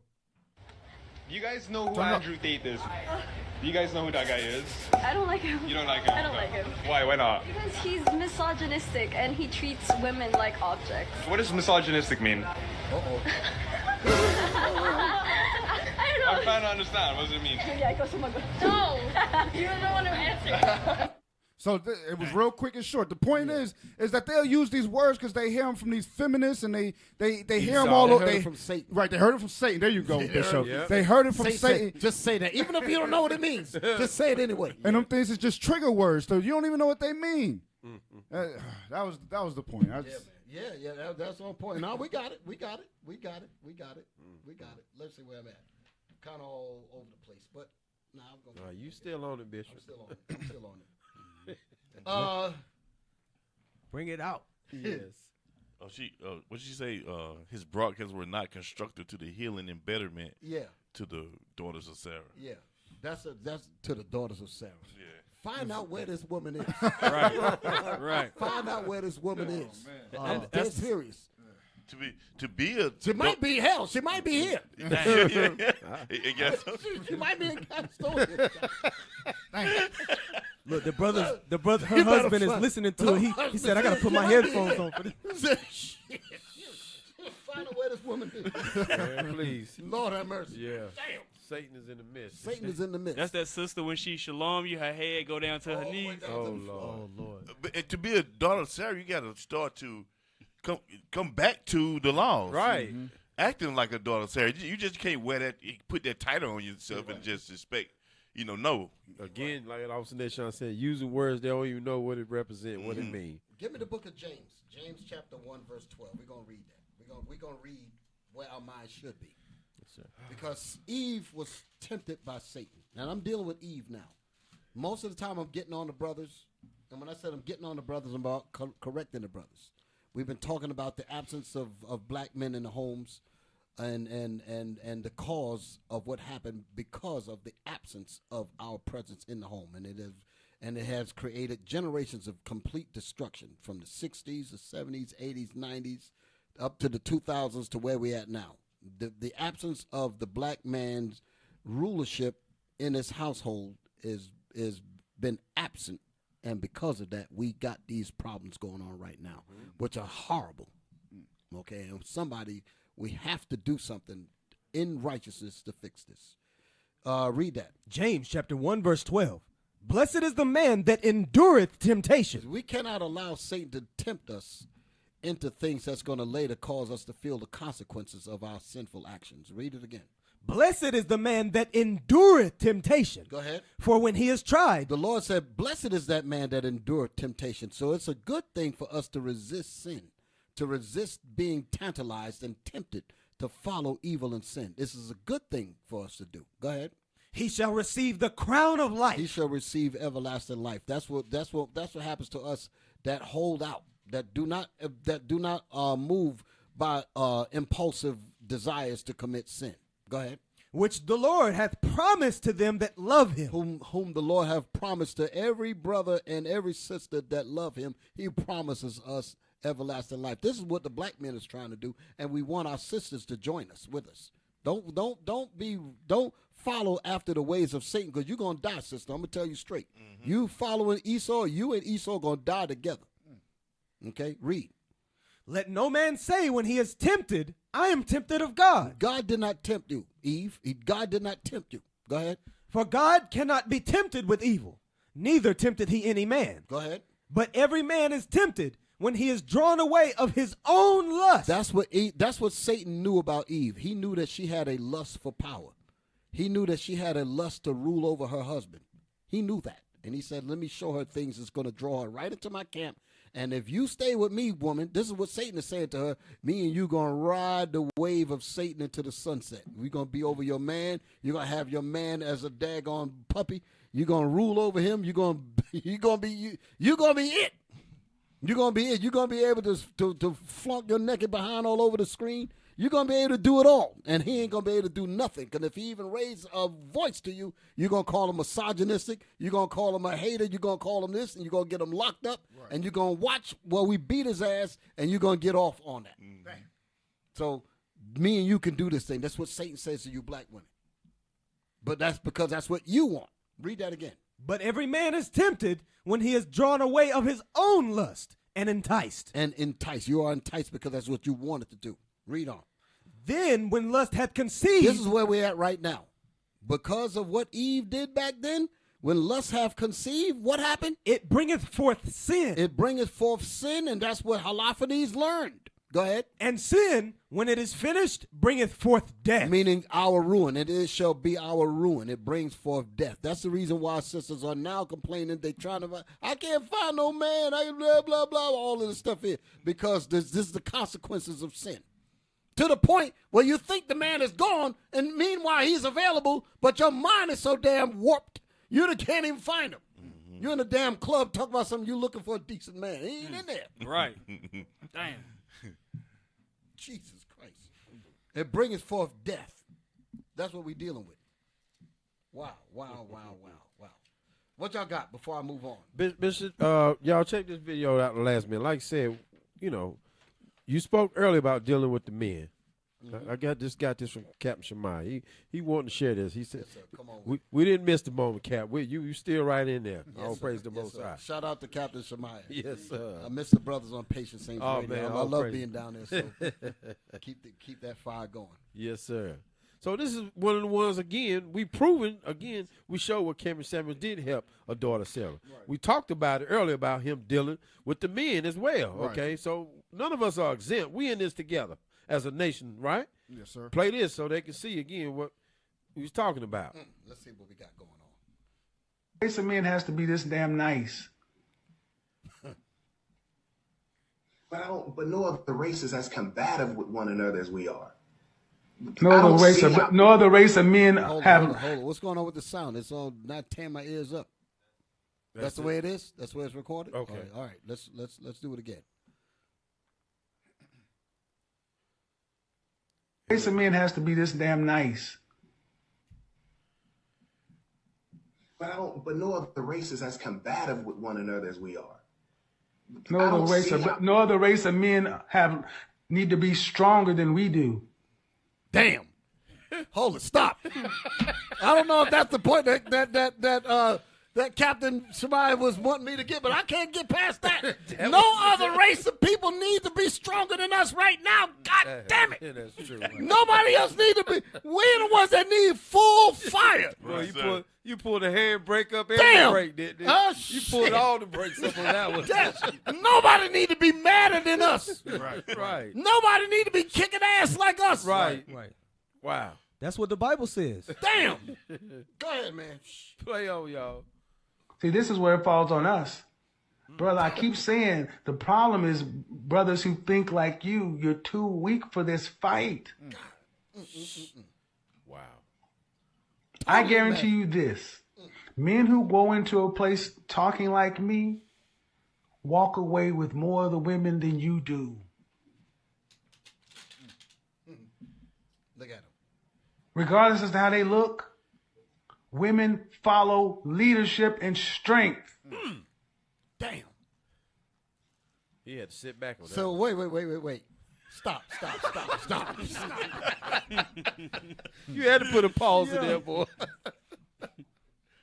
Oh boy, he leaned back on that one, didn't he? The reality is overwhelming. You're looking at Adam. He's a descendant of Adam. That's how bad we got beat down to this. Adam was made Lord of all thy creatures. God said, let us make man in our image, image of the gods. And look at the result. This is what happened when Satan came in, got this man. Look at him. Put it back on the screen. Look at him. Yeah, he looked defeated. He looked totally defeated. Totally defeated. Kevin and Tesla. sisters should be mad at this. Oh, yeah. And a good majority of them are loving this. Some of them among us love to see this. That's a damn shame for me to say that. Wow. They'll watch They this. should be very upset because this could be my father, as someone would say. This could be my brother. Why in the world would I be happy? I would not want to see my men like this, for the women. I would not want to see my fathers like this. I would not want to see my brothers, my mentors, my teachers like this. Go ahead, man. Can I get Yes, sir. Because this we gonna let. I know my captain got more in there, so we're gonna let it roll. But go ahead. Perhaps it'd be better after the full point of the video comes out. Then okay. Let's roll, y'all. Damn. Or do you disagree? I agree with that. They do follow strength. I mean, in the business world, strength always comes out on top. So why can't black men be strong? Because I think we're dealing with a different generation of women nowadays. They don't Really? receive it. Did you look at the last president you had? You can chuckle all you want to, but he inspired people to riot on the Capitol, didn't he? Yeah, you're right. Obama couldn't even. What did Obama get us? Phones. Cell phones. Don't tell me about their generations. See, this is where black women make a valid critique. It is our responsibility. Whoa, stop. I don't know if that's the point he was trying to make. Back that up a little bit because he said the last president. Because who you would think about Obama? He was talking about Trump. Right, he was talking about Trump. He was talking about Trump. Right. Yeah. Go ahead. Chuckle all you want to, but he inspired people to riot on the Capitol, didn't he? Yeah, you're right. Obama couldn't even. Because Trump represents power. Right. That's the point. Trump represents power. He said Obama didn't do a damn thing. That's what he's saying. Right. The Edomite women that did not want to vote for him eventually came around towards the end of the voting, right? What they call it, the election, because that strength will protect us. Exactly. Even though he was saying they're going to side with their white man. Yeah. Yes, sir. That's the point. Wow. Can I get that script now at this point? What was the point that the captain was trying to make out of this? Did he tell you? No, he didn't really say. He just said gave it this to is us? a moment where Kevin Samuels was getting on the brother. Oh, okay. Yeah, that's what we want to clear up. He was getting on the brother. Okay. Well, we probably got some more in there. Go get about 10 seconds of it. 10 more seconds of it. We roll on. What's that? And I was just saying to Bishop, I said we play about 10 more seconds. Yeah. And then But somebody was going to say something. You were going to say I something? do have a scripture because he said and was mentioning the strength that is necessary. Even Monique tried to do it in a soft way, and she is a woman to correct the sisters on the shower caps that they was wearing. Right. But the strength isn't bad. That's the point. Like, here's another example. Bill Cosby. Yep. He was getting on brothers. And you look what happened. He ended up finding a whole batch of women, black women, some white women too, to go after this man to totally destroy him. Right. Can I get Ezekiel chapter 3 verse 7 real quick? Yeah. Please. Because the correction, sometimes it requires strength. Obviously, we season it with salt and all of those things. But when the cry aloud comes, it's not evil. It's not hate. Read that. No, go ahead. Ezekiel chapter 3 and verse 7. But the house of Israel will not hearken unto thee. Kevin Samuel said, do you know how strong we have to be in order to get the people back in order? For they will not hearken unto me. For all the house of Israel are impotent and hard-hearted. Impotent and hard-hearted. Extremely hard-headed. The soft correction is not working. We cry aloud and spare not on the streets. Read. Behold, I have made thy face strong against their faces, and thy forehead strong against their foreheads. As an adamant harder than flint have I made thy forehead. Fear them not, neither be dismayed at their looks, though they be a rebellious house. So that's the point I was going to bring out. What he just said, some people are fighting against it. My sisters in the body, unfortunately, that we've discovered. But it's actually in the Bible that it is like that. Yes, exactly. Good point. Okay. We're going to play just a little bit more, and then we're going to move on, Bishop. Yeah. What did Obama get us? Don't tell me about the generations. See, this is where black women make a valid critique. It is our responsibility not to worry about the motherfucking generation, the price of tea in China, gas, how tight your shoes are. We got to grab our balls and be fucking men. Damn. Even the ones that weren't raised. You see that? Now, that's go ahead, man. Go ahead. That's basically Captain Shim getting on these on these yellow make me sad type of brothers. Right. Go ahead. Hey, get Jeremiah chapter 31, verse 22. Yes, sir. Because you know, he said we can't worry about the generations. This generations nowadays, they following Satan. They following Satan to saying that they can be over the man. They can do whatever they want. Go ahead and read that. Jeremiah chapter 31, verse 22. Uh-huh. How long wilt thou go about, O thou backsliding daughter? How long you gonna follow your daddy, black women, which is Esau right now? Because that's who you following after. You wear his hair. You want to be with his men. You want to do all of this. Go ahead. You let him take care of you with food stamps and WIC and all of that. Go ahead. For the Lord hath created a new thing in the earth. You have become a new thing in the earth because you was always supposed to follow your God-like man, Adam. You was always supposed to follow him. But because you wanted to be above him and you wanted to be equal to him and above him, now you following your daddy. Go ahead. A woman shall compass a man. A woman shall compass a man. She saw that, right. She saw that. Satan showed her that That's way it. back then. Right. And that's the generation that this I'm sorry to call him that, but that's what he is right now. That's what this weak man sees. Because he has not and Kevin Samuels is trying to build the brother up to make him strong to be able to deal with that woman that's following Esau. And that's what we out here doing when we using it with the word of God. That's the things that we do. So you're going to hate us now for that? Right. Because we see that we need to be them strong men, not this weak man that's not going to help build a nation. We don't need that no more. That's not getting us nowhere. Right. I've heard Bishop Nathaniel bring it out too. The same thing. We allow these women to put our balls in their purse and carry them around. Exactly. And give them to them that's when brothers they want in the body. That's it, right. Damn. That's brothers in the body. Right. So imagine that. We got the nice sisters that got the damn got the man balls. We just found one. Found one, right. Lord have mercy. We just found one. We uncovered her. Oh boy. We can move off this. Yeah. We keep on. We'll stay on this. Yeah. But go ahead, Bishop. We're gonna read Sirach chapter 25, verse 24 to 26. Okay. Oh, praise it. Satan got in our women's ear during the time of Adam and Eve. Okay. Satan got in there, and he's still in many of our women today, as we just learned. Yeah. I wrote this way before. I didn't even know the sisters in the body gonna be acting speaking like this, but that's all right. He blazing for you too. Okay. Sirach. Yeah, hold it. I'm gonna get all my words out. I don't want to skip nothing. Sorry. Yes, okay. sir. Satan is in the ears of our women, for the most part. Okay, and he's still in many of our women's ears, and most importantly, he's in their hearts and in their minds. Right. Okay, that's what we're dealing with. Now let's read. Sirach chapter 25, verse 24. Of the woman came the beginning of sin. And through her we all die. And it literally means that, because when Adam, when she broke away from Adam, and Adam could not control her, that brought sin. That brought all the ways were made narrow. We caught hell after that, all the way up to now. Okay, because she wanted to be enticed. She didn't have to be. Adam instructed her on what to do first. She rebelled against Adam and followed Satan, just like many husbands try to deal with their wives and they don't listen to their husbands. And then they go and listen to Satan, and then the whole house, the whole nation is in a mess. Kids on dope, locked up, homos, all types of mess. Read. Give the water no passage. That's what brothers got to do. Brothers got to be strong enough to not allow the woman to run her mouth and be gadding abroad, gossiping, and shutting men down with disquieting honest men, like the scriptures say. That's what happens with this kind of, and totally emasculates him, where he can't even raise his voice to even set anything back up in order.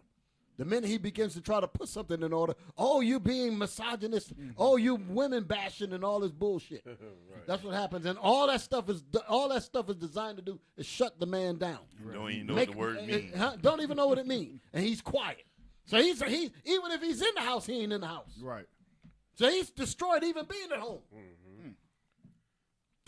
Think about that. He's in the house and ain't even in the house because he's mute. They put the mute button on him. Boop. Damn. He ain't even there. He's just a figure. Damn. He's just a means to pay bills. Damn. That's it. In terms of his wisdom and his knowledge and his education and what he can instruct, nobody's listening to him. No, not at all. That's what's going on. Read. Give the water no passage, neither a wicked woman liberty to gad. A wicked woman will not listen to her husband, especially when he's right. He's coming out of the Bible trying to instruct his wife on how to be a proper wife. She ain't learned that from Esau. A lot of times they didn't even learn that from the family that they grew up in. But now the sister married a brother that's in the truth, and he's trying to direct her right, and she don't want to listen. Read that again. Neither a wicked woman liberty to gad abroad. She don't want to listen to him. She's going to talk about her husband to other women. Speak about her husband to other women. Talking shit about her husband to other women. Gadding abroad. Right. Go ahead, read. If she go not as thou wouldest have her. If you don't want to listen to me, this is where you got to grab them balls. That's right. Find them, goddammit. Right. Where they at? Where they're down in my shoe, wherever they at. Yeah. Pull them back up, put them in your scrotum, and stand up. Right. That's it. Okay? Okay, put them back on. What it say? If she go not as thou wouldest have her. If she don't want to listen to you as the man, as the God, because you got to see yourselves as the seed of Adam. That's right. You got to see yourselves as the God. And she's supposed to be serving you. She's supposed to be subjection to you. Give me that. Ephesians. This is what the Bible says. Ephesians 5:20, what is it, 5:24 or 5:22? 22, I think it is. Yeah. The book of Ephesians, chapter 5. I want the one that said, let the wife be to their husbands. That's what I want. Yes, sir.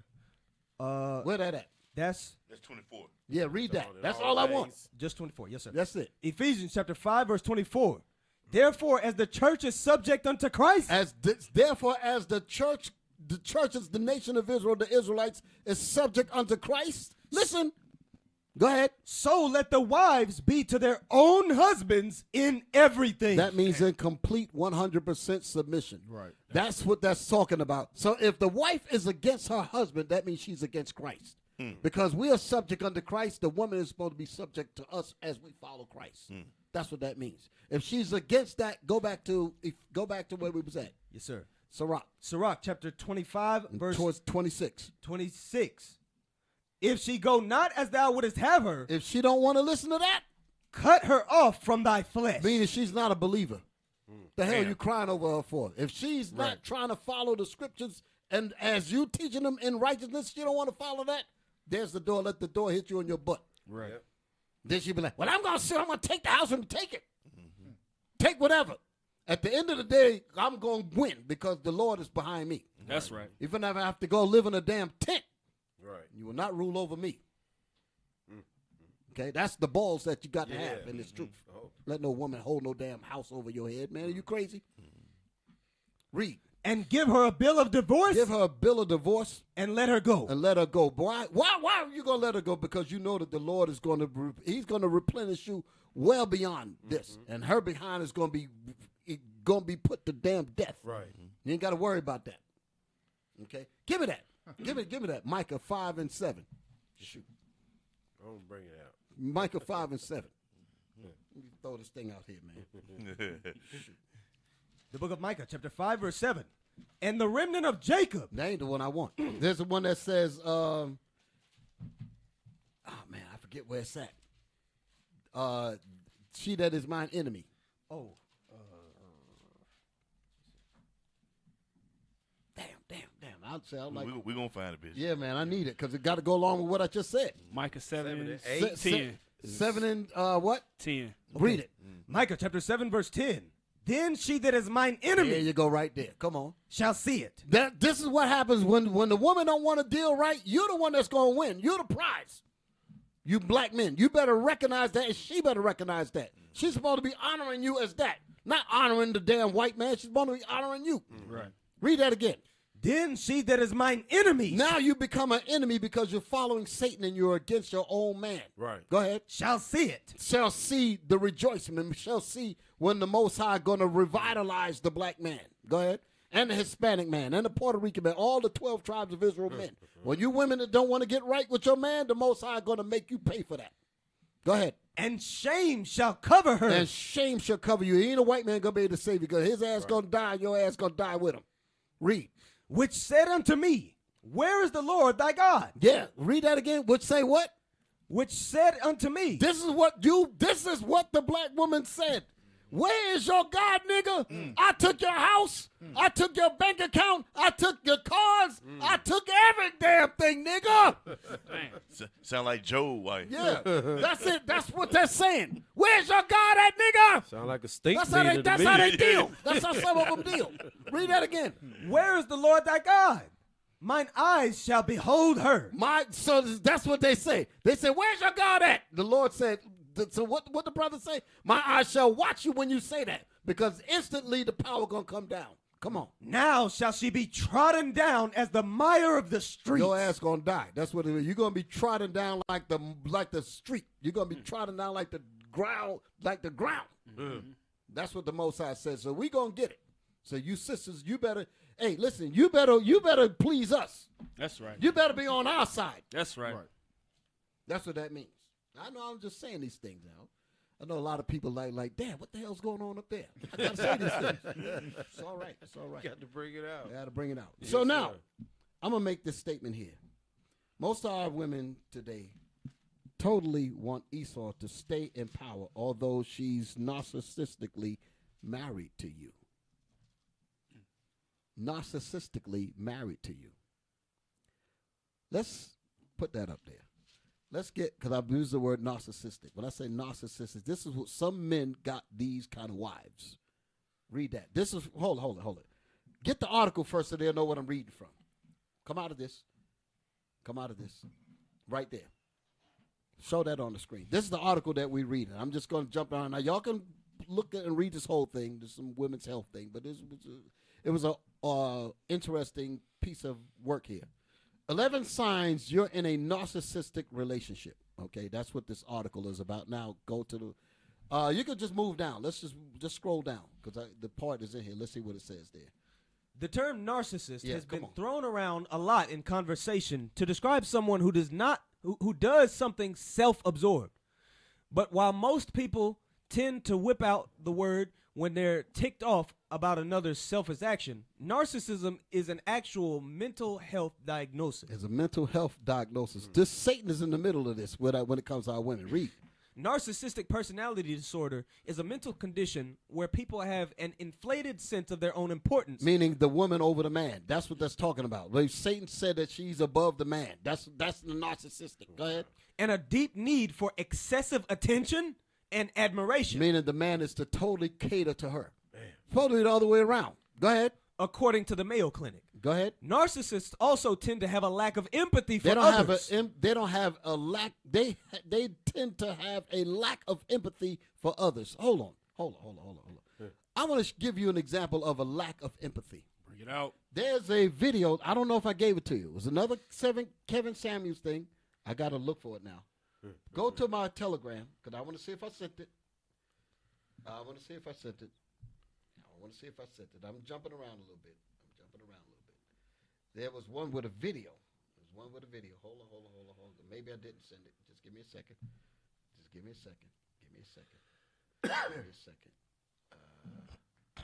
I got some other stuff I got to bring out, too. Okay. Yeah, go ahead, Captain. Say something. I got to look for it. Yeah. Y'all scroll up and make sure you ain't got it. Let's see. Go ahead. Come on, brothers. Bring something out. I got a scripture. Yeah, come on. 1 Corinthians 11. Yes, sir. Because this is the order the Lord meant for it to be. Yes, sir. Bring it out. 1 Corinthians chapter 11, verse 3. But I would have you know that the head of every man is Christ. So this is the order that God set from the beginning.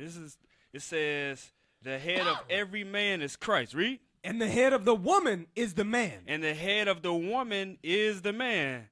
That's the problem on the earth right now. Everything is out of course. Mm-hmm. But the Bible says that the man is over the woman. Read. And the head of Christ is God. And the head of Christ is God. Jump down to verse 8. Verse 8. For the man is not of the woman. Because Adam was made first. God said the man is not of the woman. when God created everybody in the creation, that lets you know by nature how things were supposed to go. Adam was made, and then the woman came after, and then the kids came after. Read it again. For the man is not of the woman, but the woman of the man. Read. Neither was the man created for the woman. Read. But the woman for the man. So the woman was created for the man. That's what sisters today don't understand. Right. Go ahead. What y'all got? I got another source I'm gonna get it from. But go ahead. Okay. You got something, Sean? Go ahead, officer. Let me get this. Yeah, you've been too quiet. Let me get going on with you? Isaiah 29:16. Bring it up. I know your wife. No, your wife is. I know your wife is. She's good to go. She good to go. I don't know. Maybe it's something I don't know about. No, I'm just kidding. I'm just we kidding. good. Give me that. Isaiah chapter 2, verse. What verse you call? Isaiah 29, verse 16. Oh, I'm sorry. Isaiah chapter 29, verse 16.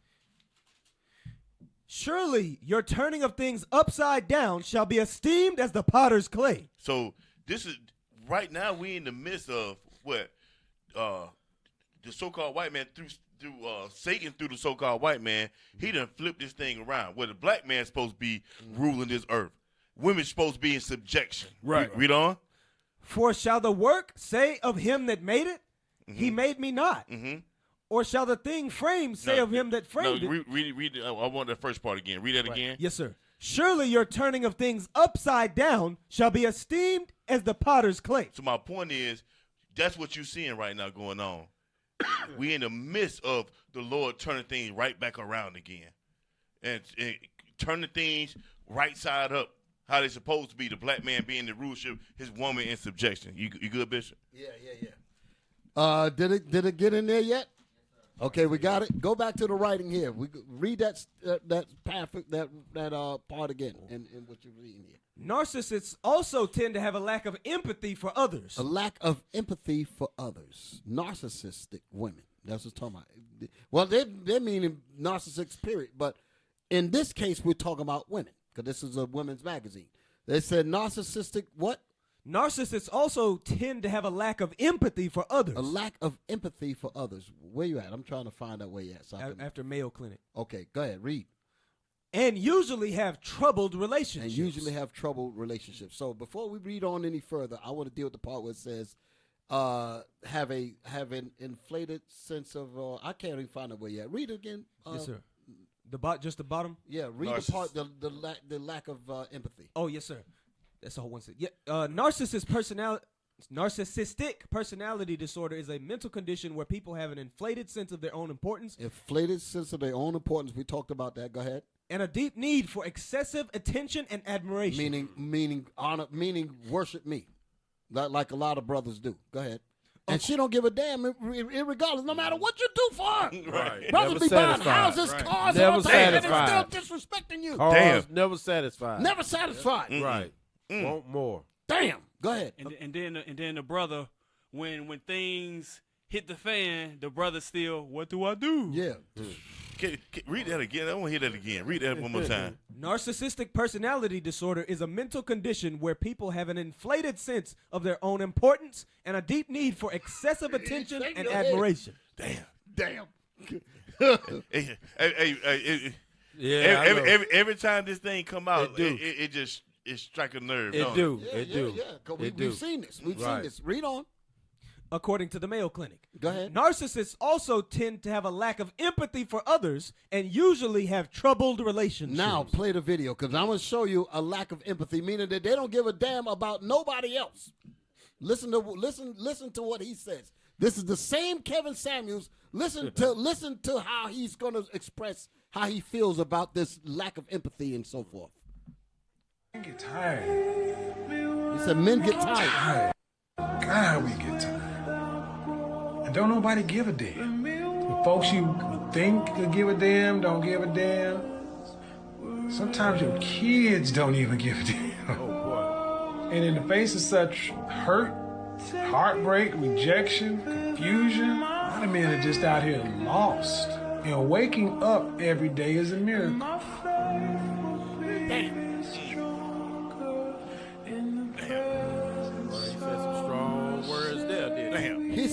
waking up with all this, with all of this evil that we get dealt with. He said waking up every day is a miracle. That's how bad it is. And then the brother ended up dead. Right. Right. Or unalive. I think you got to say it that way now, right? Unalive. They hit you with something. Damn, that's Esau rule again. Unalive. But I've been watching some videos and they can't use certain words. They got to say unalived and, I've been hearing that, but I'm they're trying to be careful. I first heard it. What is he talking about? It kind of pissed me off. I can't even follow what the thing was about. Right. But my brother said that. Play it again. Man, hit him back at the beginning. We get tired. We get tired. God, we get tired. And don't nobody give a damn. The folks you think could give a damn don't give a damn. Sometimes your kids don't even give a damn. And in the face of such hurt, heartbreak, rejection, confusion, a lot of men are just out here lost. And waking up every day is a miracle. Stop.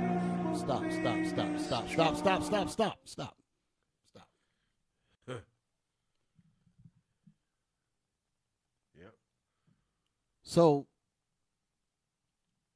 he said to wake up every day with all that going on is a miracle. It's a miracle because the minute you wake up, you got to go through that again and again. Right. Mm-hmm.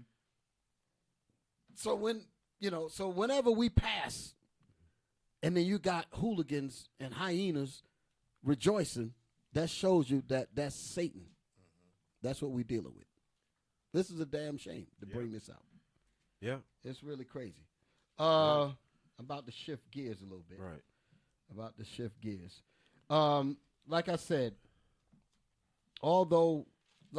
I said most of these women. Oh, go back to the article. The narcissist. I need to go back to that. Okay, read. Now go to the because I got to move on. Time is moving kind of quick. Go to the screenshots within it because I want to get right to the points. Some points. Go to the screenshots that I sent y'all. Remember I said that this was posted above it and below it and all that. Go to the Telegram, brothers. Go to the Telegram. Go up. This is new stuff. This is stuff that I had posted a while back. So, all right. Wait. Right there. Hold it. Right there. Show that one. That one. Read that. A narcissistic person. Oh, excuse me. I'm sorry, y'all. A narcissist. This is from the same article. I just found a clip that I wanted to highlight. Oh, okay. A narcissist is a person with a narcissistic personality style. Dervasula says, this is characterized by a lack of empathy or variable empathy, entitlement, grandiosity, superficiality, egocentricity, validation, and admiration seeking. They're seeking validation because they want to constantly be told that they're the queen, that they're the this, they're the, that's what it's talking about. Right. Go ahead. Reactive sensitivity to criticism or feedback. You can't tell them a damn thing. They're reactive and sensitive to criticism or feedback. That is these daggone women. Go ahead. Envy of others or a belief that others envy them. Wow. Damn. Paranoid damn near. Wow. Go ahead. A need for control and dominance. A need for control and dominance over their man. Go ahead. Rage at times of frustration. Meaning when the man's trying to correct them, they get mad and they want to throw them in jail and all types of this is what you're dealing with. A lot of brothers are dealing with this. Go ahead. Disappointment or stress. Go ahead. Incapacity for and disinterest in deep, long-term, connected, intimate relationships. Brothers are shaking their head. Because a lot of times you can't even have the good, long conversations with some of these women. Without it turning into a damn fight. That's what it's talking about. Oh, man. And that's where the relationship don't last. And a lot of men end up living in hell because they be like, God got the wrong one, but I'm stuck. Look at that last part. Go ahead. A tendency to shift blame onto others and not take responsibility. No accountability for nothing. No accountability for nothing. Oftentimes you'll have a situation just like there was we played this Edomite woman on Patient Saints Radio where this therapist She said, I Right. do not listen to females because they will drag you into their bullshit. Right. That's what she said. She said that she can't because they will suck you in and have you believe in it. And I saw the actual video, the longer video. She said that she was counseling, and when she actually got to the nitty gritty and realized where the fault was, all of a sudden the woman convinced the man to not go to her anymore. Yep. So basically, let me just say this here, because a lot of times, we all got schools. We got schools, and we get counsels. We have counsels when we counsel couples. Yes, sir. And when we start to get into the counseling, we realize that, wait a minute, you the one ain't doing right. The man has done this. The man changed. He did all kind of stuff, and you ain't want to change for him. Then all of a sudden, when they start seeing that the counsel is starting to make you accountable for what's going on, all of a sudden you ain't want counsel no more. Bishop. All of a sudden you don't see it no more. Right. Bishop, these key points that I remember her saying. She said, we are so convincing.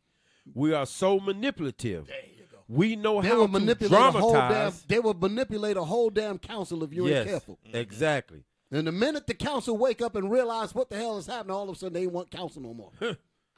She said we know how to dramatize and exaggerate the circumstances and experiences in the marriage to suck someone into feeling sorry for us, to validate us in our victim story. The very same tactics. He's evil. He's this. He's that. The very same You don't know him like I know him. we use as women in marriage to manipulate our husbands. That's it. That's Satan taught her that. Yes. Satan taught her that. So if we're trying to bring the man back into the house, sister, we got to start with dealing with these sons properly. Teach them that they are gods. Right. Okay? Don't teach them to be wimps and all that, and let their daddies deal with them. Right. Okay? Instead of cutting them off. Okay? And making all kinds of problems. Okay, where am I at? Hey, so here's the question. I said that most of these women today really want Esau to stay in power, although she's narcissistically married to you. So that's the reason why I wanted to go over narcissistic, because a lot of people think they got real marriages, when in reality, they have that. Narcissistic also means, in a sense, like, I don't want you to be happy. So I'm going to just stay. Let me explain it. I'm going to stay with you. You can't leave me, because if you leave me, you might find something and be happy. So I'm just going to stay. And if I can't have you, nobody's going to have you, because it's all about me. The hell with you. Right. The hell with what you want. The hell with your happiness. The hell with this, that, and the other. You dig it? So I'm looking at it that way. So I said, although she's narcissistically married to you. So that many of these women think that way today. Now, here's the question. Is she bothered by this next image? Give me my images now. Give me my images now. Show me on the here before we go. Bring it out. Go the other way. It might be up above that. Come on. Move. Right there. There you go. Show that one. Is she mad with this? Oh, boy. Here we go. Look at the damn devil face. Kiss it, boy. Look at his face. That's Billy Graham. Yeah. Kiss it. Kurt Franklin. Yeah. Shit, man. Them daggone Halligan women that had the brothers crying, they like this. Yep. And some wives want to see their husbands like this here. It's a damn shame. You don't want to, like I said before, we were standing up in Times Square and we asked the question, how many of you black women want to see the black man rule? And nobody said any damn thing. And they were standing with black men. And the black man sitting there looking like Gumby, didn't understand what they didn't catch nothing. He said Gumby. Looking like Gumby. He said a damn thing. Damn, Bishop. Damn, they didn't catch it. So that's how our women look in this day and time. Yeah, that's what they want to see. We already see how Kurt Franklin is, all effeminate. Give me my next one. They like this. Is that who that is? Yeah, that's Kurt Franklin. Oh, I don't know who that was. That's just that's crazy. Yeah. Hey, man, don't take it off the screen. What's happening? Y'all traumatized? Put it back up there. What the hell is this? I'm looking at this and the people ain't seeing it. Let them see that damn thing. Yeah, man. Shoot. Wow. It says, surely this can't be right. This show can't be right. Hey, give me my video, the next video. Watch this. I'm getting ready to get Northern Kingdom now. Here we go. Yeah, I'm getting ready to get Northern Kingdom now. You thought you was escaping. Yeah, Nah, you ain't escaping. Thought he got off the hook, bitch. Yeah. From the beginning. Get him. Hit me. Got his Tim's on and everything on it. Watch this. Here we go. Y'all play that one. Oh, it's not. I love you, God. Here, a true Jesus Christ. Just like a righteous. They're giving him music. Hold it. They're giving him music. He got white Jesus in his head to the fullest. Right. They got an Edomite standing over there by the podium watching this. Cheering him on. Cheering him on. You can't tell him nothing. Go ahead. Look at Esau. Stomp, he says, stomp on the enemy. What the hell is he talking about? Right. That's what Christianity, how in the world could black women want to see our men like this in? Wow. This is horrible. Go ahead and play on some more, man. Damn. Play. Hit me. Come on with it. Jesus Christ, we love you, God. Shield and bang of God. Jesus Christ. Esau. That's Esau talking. Yeah. Now he was probably. Put his Jesus hat on. Look, there goes the enemy. Look, there goes the enemy. What enemy? So we hold up the sword of truth, Jesus Christ. Shield of faith. I love y'all. All right, come on, man. Lord Sit have down. mercy. Go sit down somewhere, man. Now, I think I recognize what's happening. He was probably a gang member, right? Yeah. He was a gang member, See it. and he found Jesus. Right. Yep. And he's dancing. And the reason why he's in the goddamn gang is because of these damn Edomites. Right. He's probably, what is he, from Puerto Rico? What's his nationality? Look like he Issachar. Issachar, right? Yeah. All this whole land belonged to them. Why in the hell would the owners of this land need to be in a gang of murder and killing? Because the damn white man that's standing next to him that gave him Caesar Borgia. That's what's wrong. And we're supposed to be happy with this? The women are supposed to be happy to see him dance on the stage? Because if he's probably married or whatever, she's supposed to be. I know she's glad that he's not in the gang no more, such and such. So I get that. You understand? Right. But why are we even in this situation in the first place? Christianity. Lies. That's my point. Now, let me shift gears a little bit. Give me Ecclesiastes 10. Give me Ecclesiastes 10. With time running. Ecclesiastes chapter 10. Verse 5 to 7. Verse 5. There is an evil which I have seen under the sun. Go ahead. As an error which proceedeth from the ruler. Solomon said there's an evil that he has seen under the sun. Solomon was given a vision about where we were going to end up at in these days. He's seen all this crap. He's seen all this. He's seen women ruling over men. He's seen the whole deal. Read. Folly is set in great dignity. Go back to what we just saw, my brother dancing, Northern Kingdom. You ain't got to play it. Just let him see it. Just let him see it. Look at it. Show that on the screen. Folly is set in great dignity. This is horrible because he's actually the son of a king. He is the son of a god. Right. What the hell is he doing on the stage looking like a goddamn fool? Right. What the hell is he sitting up there looking like this for? And the black man like a daggone weakling fish. What Kevin Samuels had to deal with him. And we looking like this here. And the other guy bowing down, kissing Billy Graham's hand. Right. Hey, Bishop. Total gods. Right. He talking about stump the enemy right next to him. The enemy right next to him. That was the part that I was trying to bring out.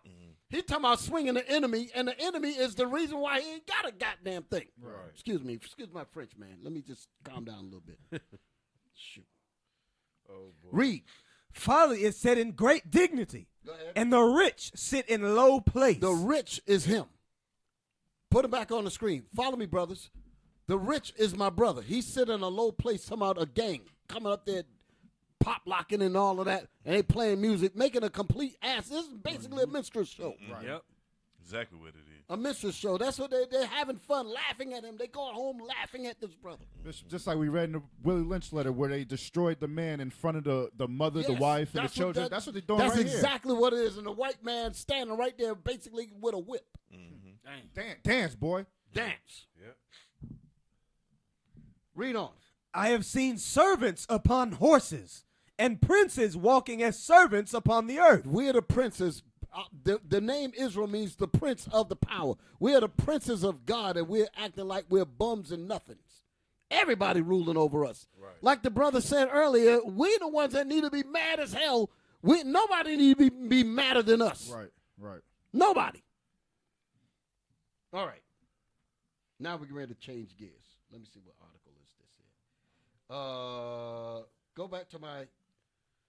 Let's come out of this. Go back to my Telegram. Let me see. I had an article up here, didn't I? Did I name it? Don't think so. Okay, wait a minute. What was this article here? Go to my Go up above that. Go up above that. Let me see. What was after the Northern Kingdom, brother? Come down. Okay. All right. Somehow I got. Let me see. No, okay, I read that. All right, now we're getting ready to change gears. This is what happens as a result of us losing our power. We are subjected to stuff like this here. Clip that. Now we're getting ready to change gears. Watch this. Show that. House of Horrors. Rabbi takes cushy deal after pleading guilty to enslaving 30 women. Remember, we always talked about our missing sisters. Right. Our missing people. It says House of Horrors. Put the thing back up there. House of Horrors. Rabbi takes cushy deal. What kind of cushy deal are we talking about? Cushy deal after pleading guilty to enslaving 30 women. Wait a minute. How the hell? Whoa. Move down. Move down. Let me just show you something. Is that a video? Play that. Let's see what's going on there. Is there sound? Okay, stop. We got to read. Hold, stop. Read that. House of Horrors. Rabbi takes cushy plea deal after charges for enslaving women. Now, hold it. So remember, we're talking about one rabbi enslaving 30 women. Something's wrong with that statement right there. Right. So we're going to deal with that. Play on. This is the cat here. Pause it. A Jerusalem rabbi accused of enslaving 30 women in a cult-like home dubbed the House of Horrors has pled guilty to lesser charges. He pled guilty to lesser charges. Play on.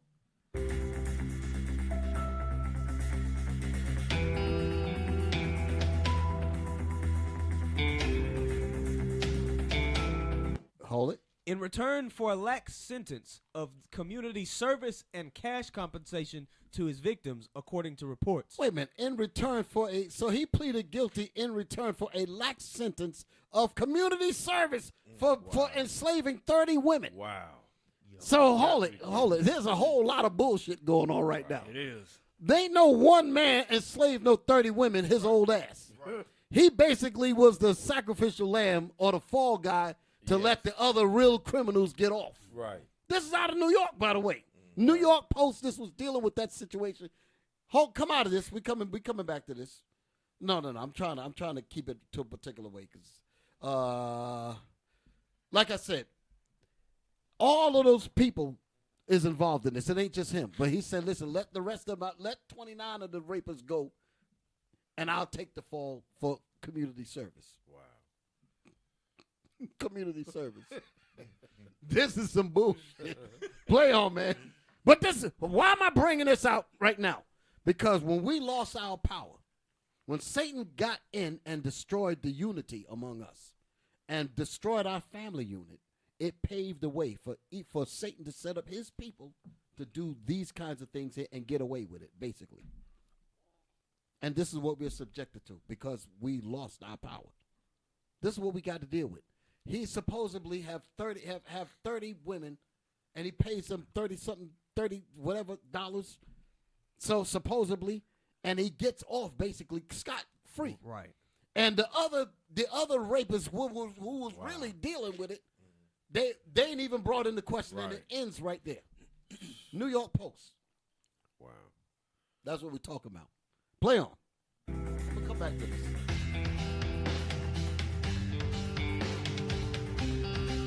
So that's supposed to be holy. So Aaron, go ahead. Aaron Ramati had been charged with enslavement, minor assault, and obstruction of justice, but reached a plea agreement for holding people in conditions akin to slavery. So he basically did a plea deal and basically got out, so-called rabbi. Wow. Go ahead, man.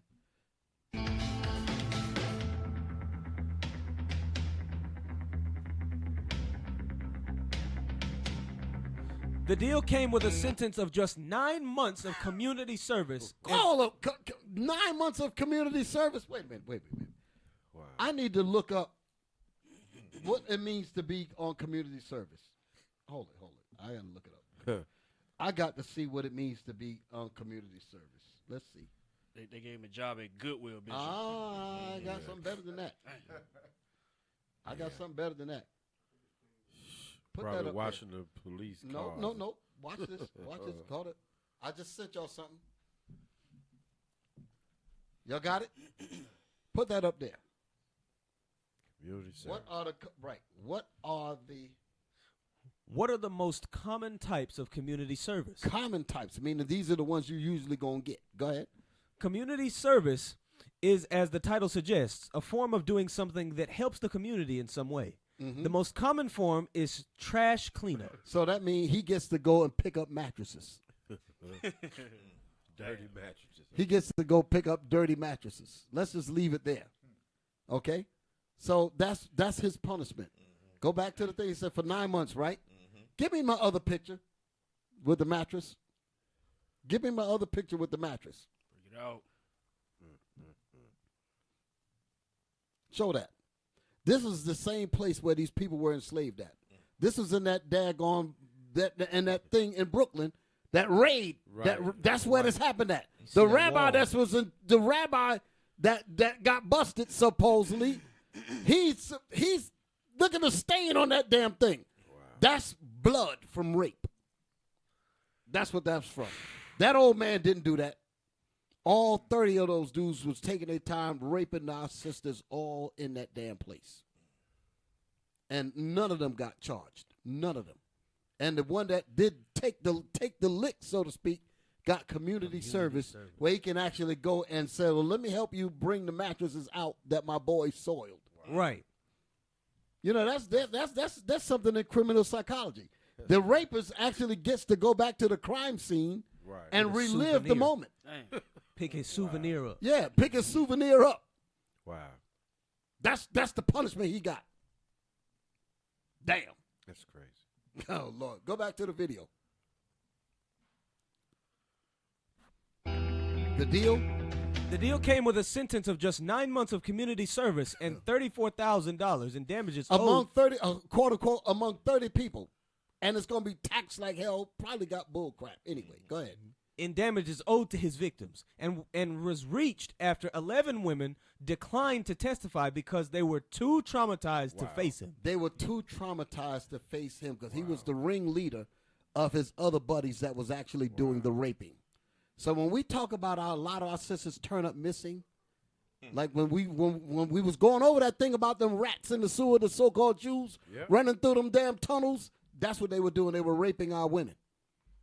That's what this is all connected. This is all from that particular situation. And the only thing he got was 9 months of community service where he gets to go and pick up his souvenirs. Wow. And this is what we've been reduced to. Damn. Lord have mercy. Let that sink in a little bit. Y'all all right? Yes, sir. What y'all got to say? I will be, Bishop. I will be. Have to let that one sink in. Yeah. Now I'm gonna get ready to close it out with what we're about to get on now for this part here. I'm gonna call this Eve and the depths of Satan. Eve and the depths of Satan. Oh boy. like I said, we asked the question. Show that. Show just. They saw this already, right? Yes, sir. We just played that, right? Okay. Like I said, we would be in the crowd. We was this was years ago, and we've actually did this in IUIC. But I think the sisters knew they better raise their damn hand up, even if they didn't mean it. We said, how many of you sisters want to see the black man rule? The women stick their hand up like, like I don't really get it. But no, they stuck them up. I ain't gonna say that. I ain't gonna put that out there. I know a lot of our women, because I'm gonna read, we got good sisters. But some of them ain't no damn good. I ain't talking about us, though, but wherever they are, they know who they are. Like we just had one that just popped up. So I'm sure there's more. So the question is, how many of you want to see your husband rule the earth? And many of our men already know the answer. If you got brothers right now, watch this. You got brothers right now that's watching right now, and their wives are probably next to them, and they already know the answer to that question. Think about what I'm just saying. You looking at me strange. Don't think about your house now. I know your house ain't like that. Put yourself in simp mode. Oh, put yourself in in emasculated role and all that. Think. Can you do it? Can you do it? Could you do it? Oh no. Could you empathize? Could you empathize? Yes, sir. Yes, sir. Let's empathize a little bit. Sir. Since it ain't us, right? Somebody be like, yeah, really? But yeah, but dig it. But dig what I'm saying. Yes, sir. And the brothers are asked a question to the sisters. Say, do you really want to see me rule the planet Earth? And some brothers know that even though the wife might say yes, he'll know deep in his spirit she don't really want you to rule. Because you know what that means? That means 911 stops. That means everything got to come to you for an answer. It's supposed if you married the man, that means you want him to rule everything. Huh? What's going on? You good, Bishop. Oh, okay. IT. You want him to rule everything. Think about what I just said. A woman just says, I'm going to give myself to this man, right? That means my father gave me to you. That means you're my everything. Like the scripture that we just read in Ephesians, and she shall be to her husband in everything. Right. So that means I want him to rule me. I want him to rule the planet. I want to see his world. That's the reason why she wants to have his babies. All that kind of stuff comes from that. I want to make his world be my world. War man, of man. I'm of you. That's where her mind's supposed to be. Some brothers know that woman don't really want me to rule. Some know that. Right. But I'm saying that goes deep. That ain't just today. That goes all the way back. We're about to get into it. Bishop. Yes, sir. Right. That's why the scriptures say actions are weighed. Yes. Because a lot of these sisters, like you said, you'll pose the question. Right. They'll raise their hand high. Yeah, I want my Lord to rule. Yeah. But like Deacon Lava would say, he said they'd be like, no, I don't want. I got to have it to cut. Go ahead. But meanwhile, they won't listen to nothing that their husband is saying. Right. So the scriptures say actions are weighed. And the men know that. Yes. And they don't. Yep. They too weak to even bring it out. Exactly. Because they know they're going to hear something that's going to hurt their heart. Yes, sir. Right. So I'd rather not even ask. Yes, sir. Right. Oh, so like you saying, Nahshon, you said they'll raise their hand high. Right. But they ain't listen to their husband at home. Right. Exactly. So they're showing you they don't want you to rule. Yeah. That's the point. But you'll listen to what he's bringing out. Well, I'm going to say this too. We watch the spirits around the body, but women won't even speak to you. You have to speak to them. Damn. Not even a shalom. Damn. Check that out. That's exactly the deal. So that means they saying, and they won't speak to the ones that's right there sitting at the leadership table. Right. So what is that saying? Yep. They don't want none of you niggas to lead. That's the whole point. Or to rule. That's it. That's the statement. Damn. That's exactly what that's saying. Came with a low blow. Yeah. He got tired of it. But we've seen that. We've seen that. But hey, we get ready to get deep. Like I said, Eve and the depths of Satan. Okay? I said, guess what? The same thought and spirit was even back then during the time of Adam and during the time of Christ. So we ain't just talking about now. We're going to go back. We already talked about Adam already with Eve. Now we're getting ready to go in the time of Christ. Y'all ready? Yes, sir. You ready? Yes, sir. Y'all ready? Yes, sir. Let's get it.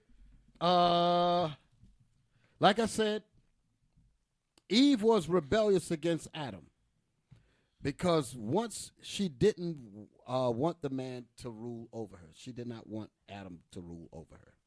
And that's what was pointed out in Genesis, okay? Many are rejecting this right now. Some people are listening to this program right now and rejecting what we're saying. Right this very moment, in this space of time, this is being rejected. That's why many of these women will die. For the very ones that's got a problem with what we're bringing out, you're marked for death. I'm telling you straight, you're marked for death. Okay, I'm going to say it that way. They said, we don't like his ass. I know, I don't give it that. You know, I really don't give it. Matthew 26, we're going to read. Yes, sir. I'm going to show you that these spirits was back then during the time of Christ. Now, Matthew 26 was when Christ was getting ready to be persecuted and crucified. That's the time period we're reading here. Wow. Now, watch this.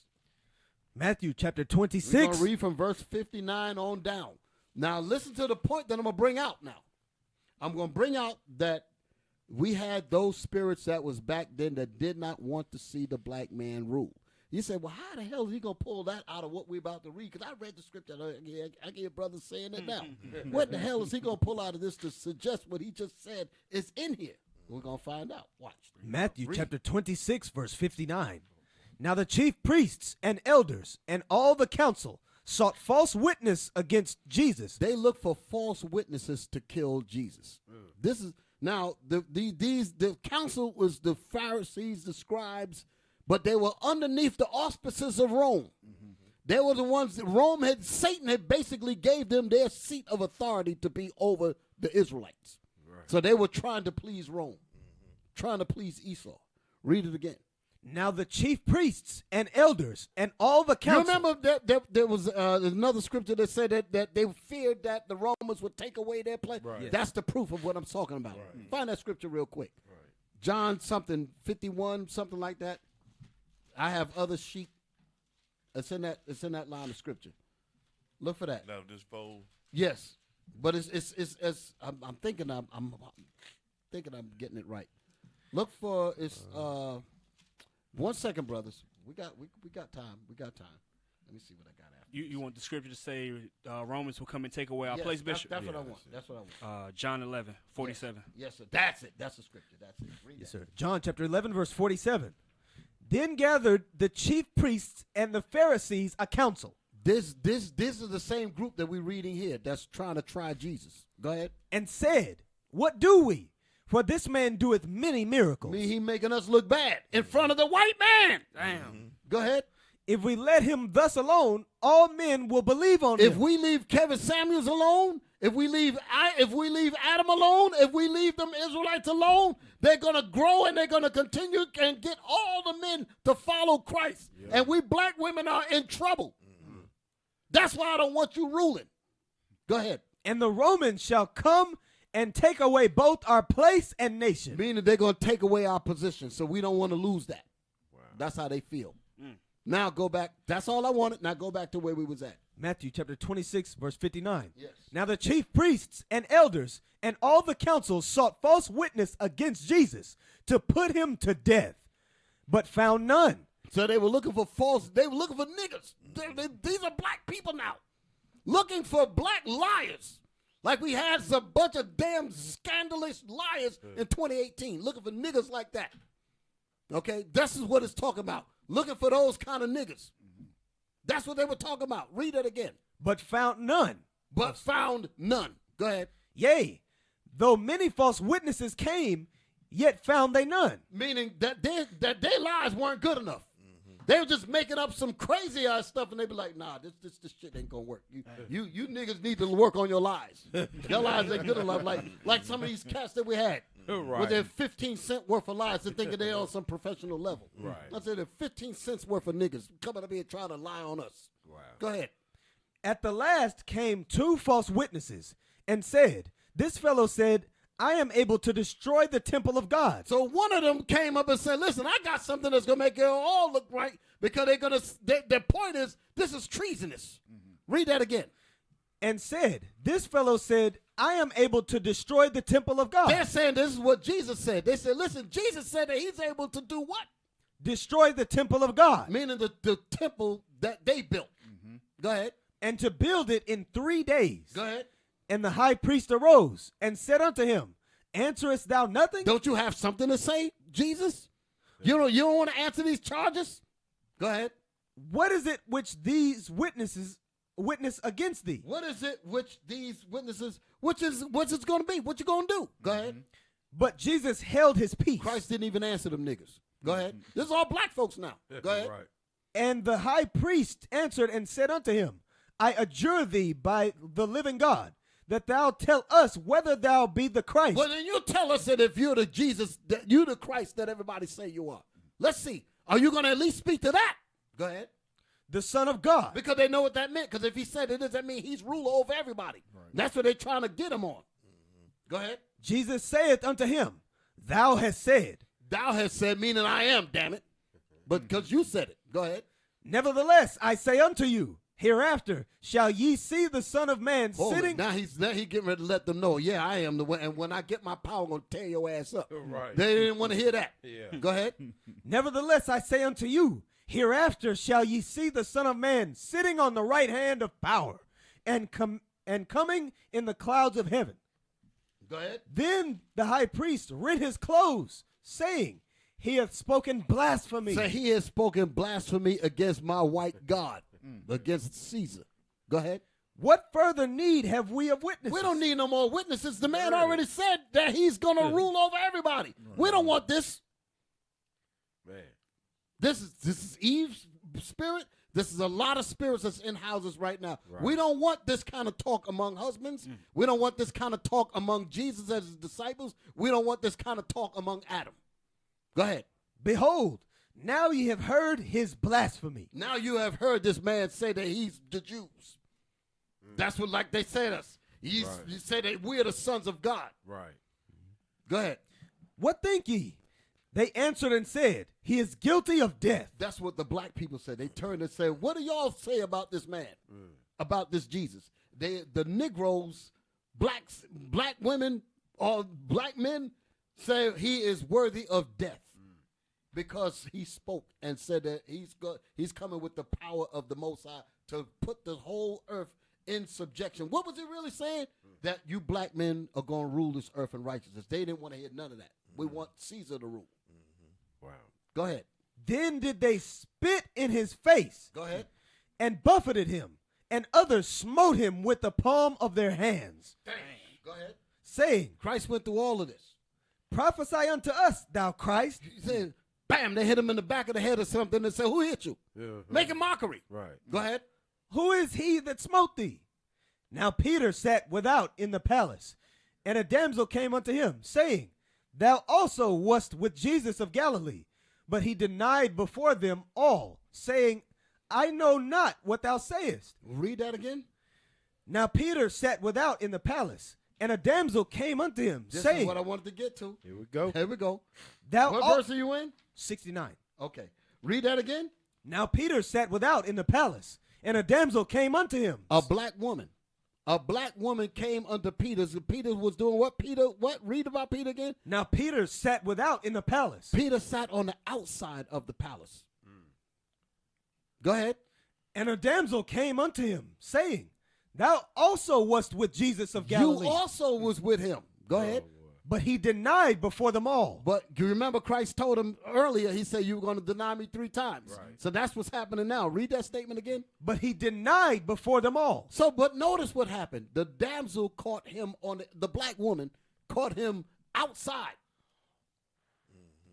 On the porch. Because it was too gruesome for him to witness Christ get ready to go through what he's going to go through. That's how I'm picturing it. I'm putting myself there for you to see. You got to see. You got to picture it in your mind. Right. They're hitting him, spitting on him, and all that. Right. You know what I'm saying? So it was overwhelming to him. That's my thought. Read that again. Now Peter sat without in the palace, and a damsel came unto him, saying, thou also wast with Jesus of Galilee. Go ahead. But he denied before them all. He said, you was also with him. But he did what? He denied. But he denied before them all. Read on. Saying, I know not what thou sayest. What verse are you in? That was 70. Okay, go ahead. I don't know what you're talking about, woman. Go ahead. And when he was gone out into the porch, another maid So he saw even him. went further. Oh, boy. He went out into the porch now. Go ahead. Another maid saw him. Another black woman saw him. Go ahead.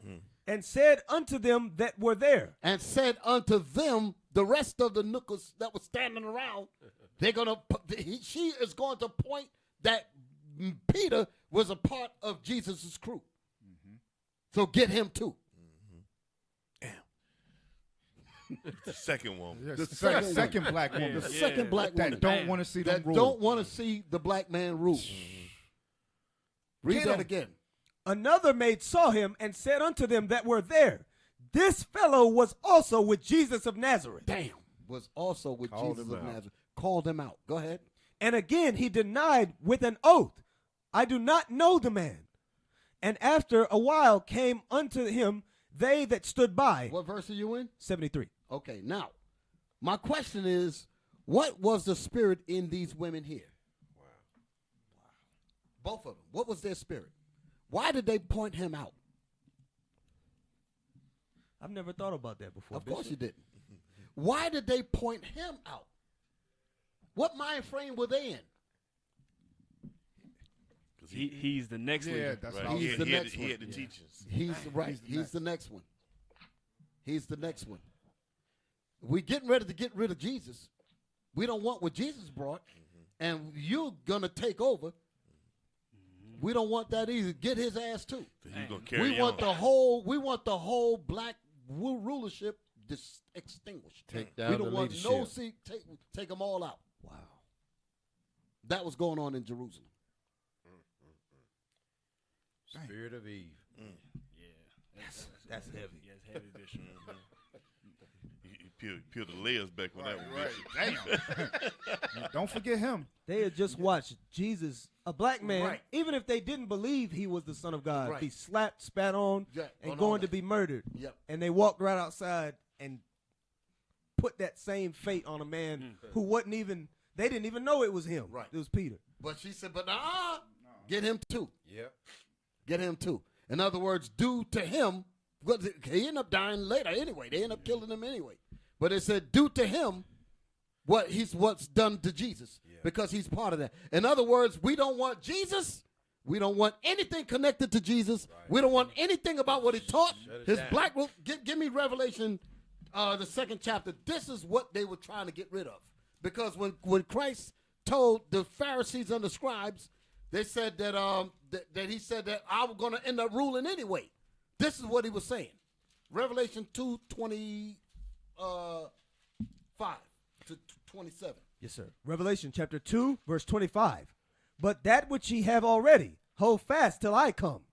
And he that overcometh and keepeth my works unto the end, to him will I give power over the nation. That's what he was saying. When he told the scribes and the Pharisees, ultimately that message went to Pontius Pilate and all the rest of it, because they treason, king of the Jews and all that. That's what all that meant. So he said, "You telling me you gonna rule over me?" So they's like, "Listen, get rid of all of that." That's what that statement was about when Christ told them that. Okay, read. And he shall rule them with a rod of iron. So that's what Christ was saying. The black man that follow me, we all gonna put your asses in chains, and we're gonna rule over your ass with an iron fist and with a rod of iron to correct every damn thing, including the black woman. Right. She didn't want to hear none of that. That's the point. She did not. The same damn thing that happened with Adam. They did not want it during Adam's time. They didn't want it during Christ's time, and they damn sure don't want it this time. Right. The same damn spirit. That's heavy. The same spirit. So where was I at? Where was I at? That's half of 27. Yes. Read all the 27. Yes, sir. Get all that in. And he shall rule them with a rod of iron. As the vessels of a potter shall they be broken to shivers, even as I received of my Father. So that's what they didn't want. That's what they did not want. So this is about destroying the black man. Right. That's what it's about. So it was it was going on during the time of Adam. Had the same spirits going on during the time of Christ. Peter felt that. He knew that. And even up to now. Now, One more, my last scripture. This ain't going to take but a minute. I did skip something, but it's all right. Give me the 26th chapter, verse 26 verse. What's the verse that starts off with the woman with the alabaster box? Read that. Matthew 26. Yeah, read that. Matthew chapter 26, verse 6. Now, I'm reading this because all black women are not in this category. So I just wanted to bring that out. You do have some sisters that are on that got their mind in the right area. Read that. Now when Jesus was in Bethany, in the house of Simon the leper, there came unto him a woman having an alabaster box of very precious ointment, and poured it on his head as he sat at meat. So this particular sister knew the value of Jesus. She's going to anoint him before he gets killed. Right. Go ahead. But when his disciples... All you black women, you'll need to have the mind of this sister here. That's the point. Go ahead, read. But when his disciples saw it, they had indignation, saying, to what purpose is this waste? For this ointment might have been sold for much and given to the poor. They got simple. Go ahead, get past that. When Jesus understood it, he said unto them. When he understood what they were really talking about, he said, this don't make any sense. Let the woman do what she's supposed to be doing. Go ahead. Why trouble ye the woman? For she hath wrought a good work upon me. She is one. She was like a singular woman out of all the rest of them that was trying to get him killed and get Peter and the apostles killed. Go ahead. For ye have the poor always with you. So you ain't really about the poor. That's my point. Go ahead. But me ye have not always. For in that she hath poured this ointment on my body, she did it for my burial. She did it for my burial, meaning this sister understood the value of Jesus. These are the kind of sisters that brothers want to marry. These are the kind of sisters that good brothers are looking for. Right. And the brothers ain't going to find no sister like this in no damn club. Right. And the kind of brothers that the sister's looking for ain't going to be in no damn club. That kind of brother's going to be studying these scriptures. And the sister's going to be studying these scriptures to learn how to really be united in Christ. Right. That's the spirit, that's what the Most High is going to do. Read on. Verily I say unto you, wheresoever this gospel shall be preached in the whole world, there shall also this, that this woman had done, be told for a memorial of her. So that's the message. That's the message. So when we get women like this in, that's one of the things, that's another way we're going to help to bring these men back in their proper role, and then we can get the hell out of here. So I'm gonna end it right there. So brothers and sisters, happy Sabbath, Most High Christ bless you all.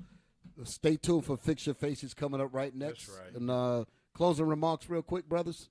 All praises. Golly. All praise to the Most High. All praises. Hey, Radar Broadcast. We got to give it up. Yes, sir. All praises.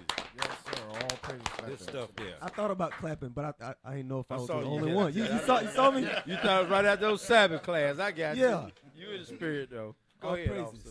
A Radar Broadcast. Open the camera app, point the camera at the QR code, tap the banner that appears on your phone, and fill out the survey. Or if you're watching it on your phone itself, you screenshot it and then take it into the what they call it, the folder with your pictures, and then it will open up the QR code for you or ask you if you want to open it up. Give us a survey. Like, subscribe, comment. Okay. All praise to the Most High. So that's it. There's another one, I think. Yes, this one. Don't neglect to give alms. Donate to IUIC Gastonia at iuic.gastonia.nc at israelunite.org, and the Booster Club at iuic.fundraising@israelunite.org. Okay. All praise to the Most High. So, brothers, I also want to thank my crew, the AV crew that's in the booth doing the great work. So, all praise to the Most High. Thank you all for being here. Most High in Christ bless you all. We got a high holiday coming up, the new moon. So just make sure that y'all stay in the spirit for that. So all praises to the Most High, and shalom Israel. Most High in Christ bless you. Happy Sabbath. Shalom Israel. Most High in Christ bless. Happy Sabbath. Happy Sabbath. All praises.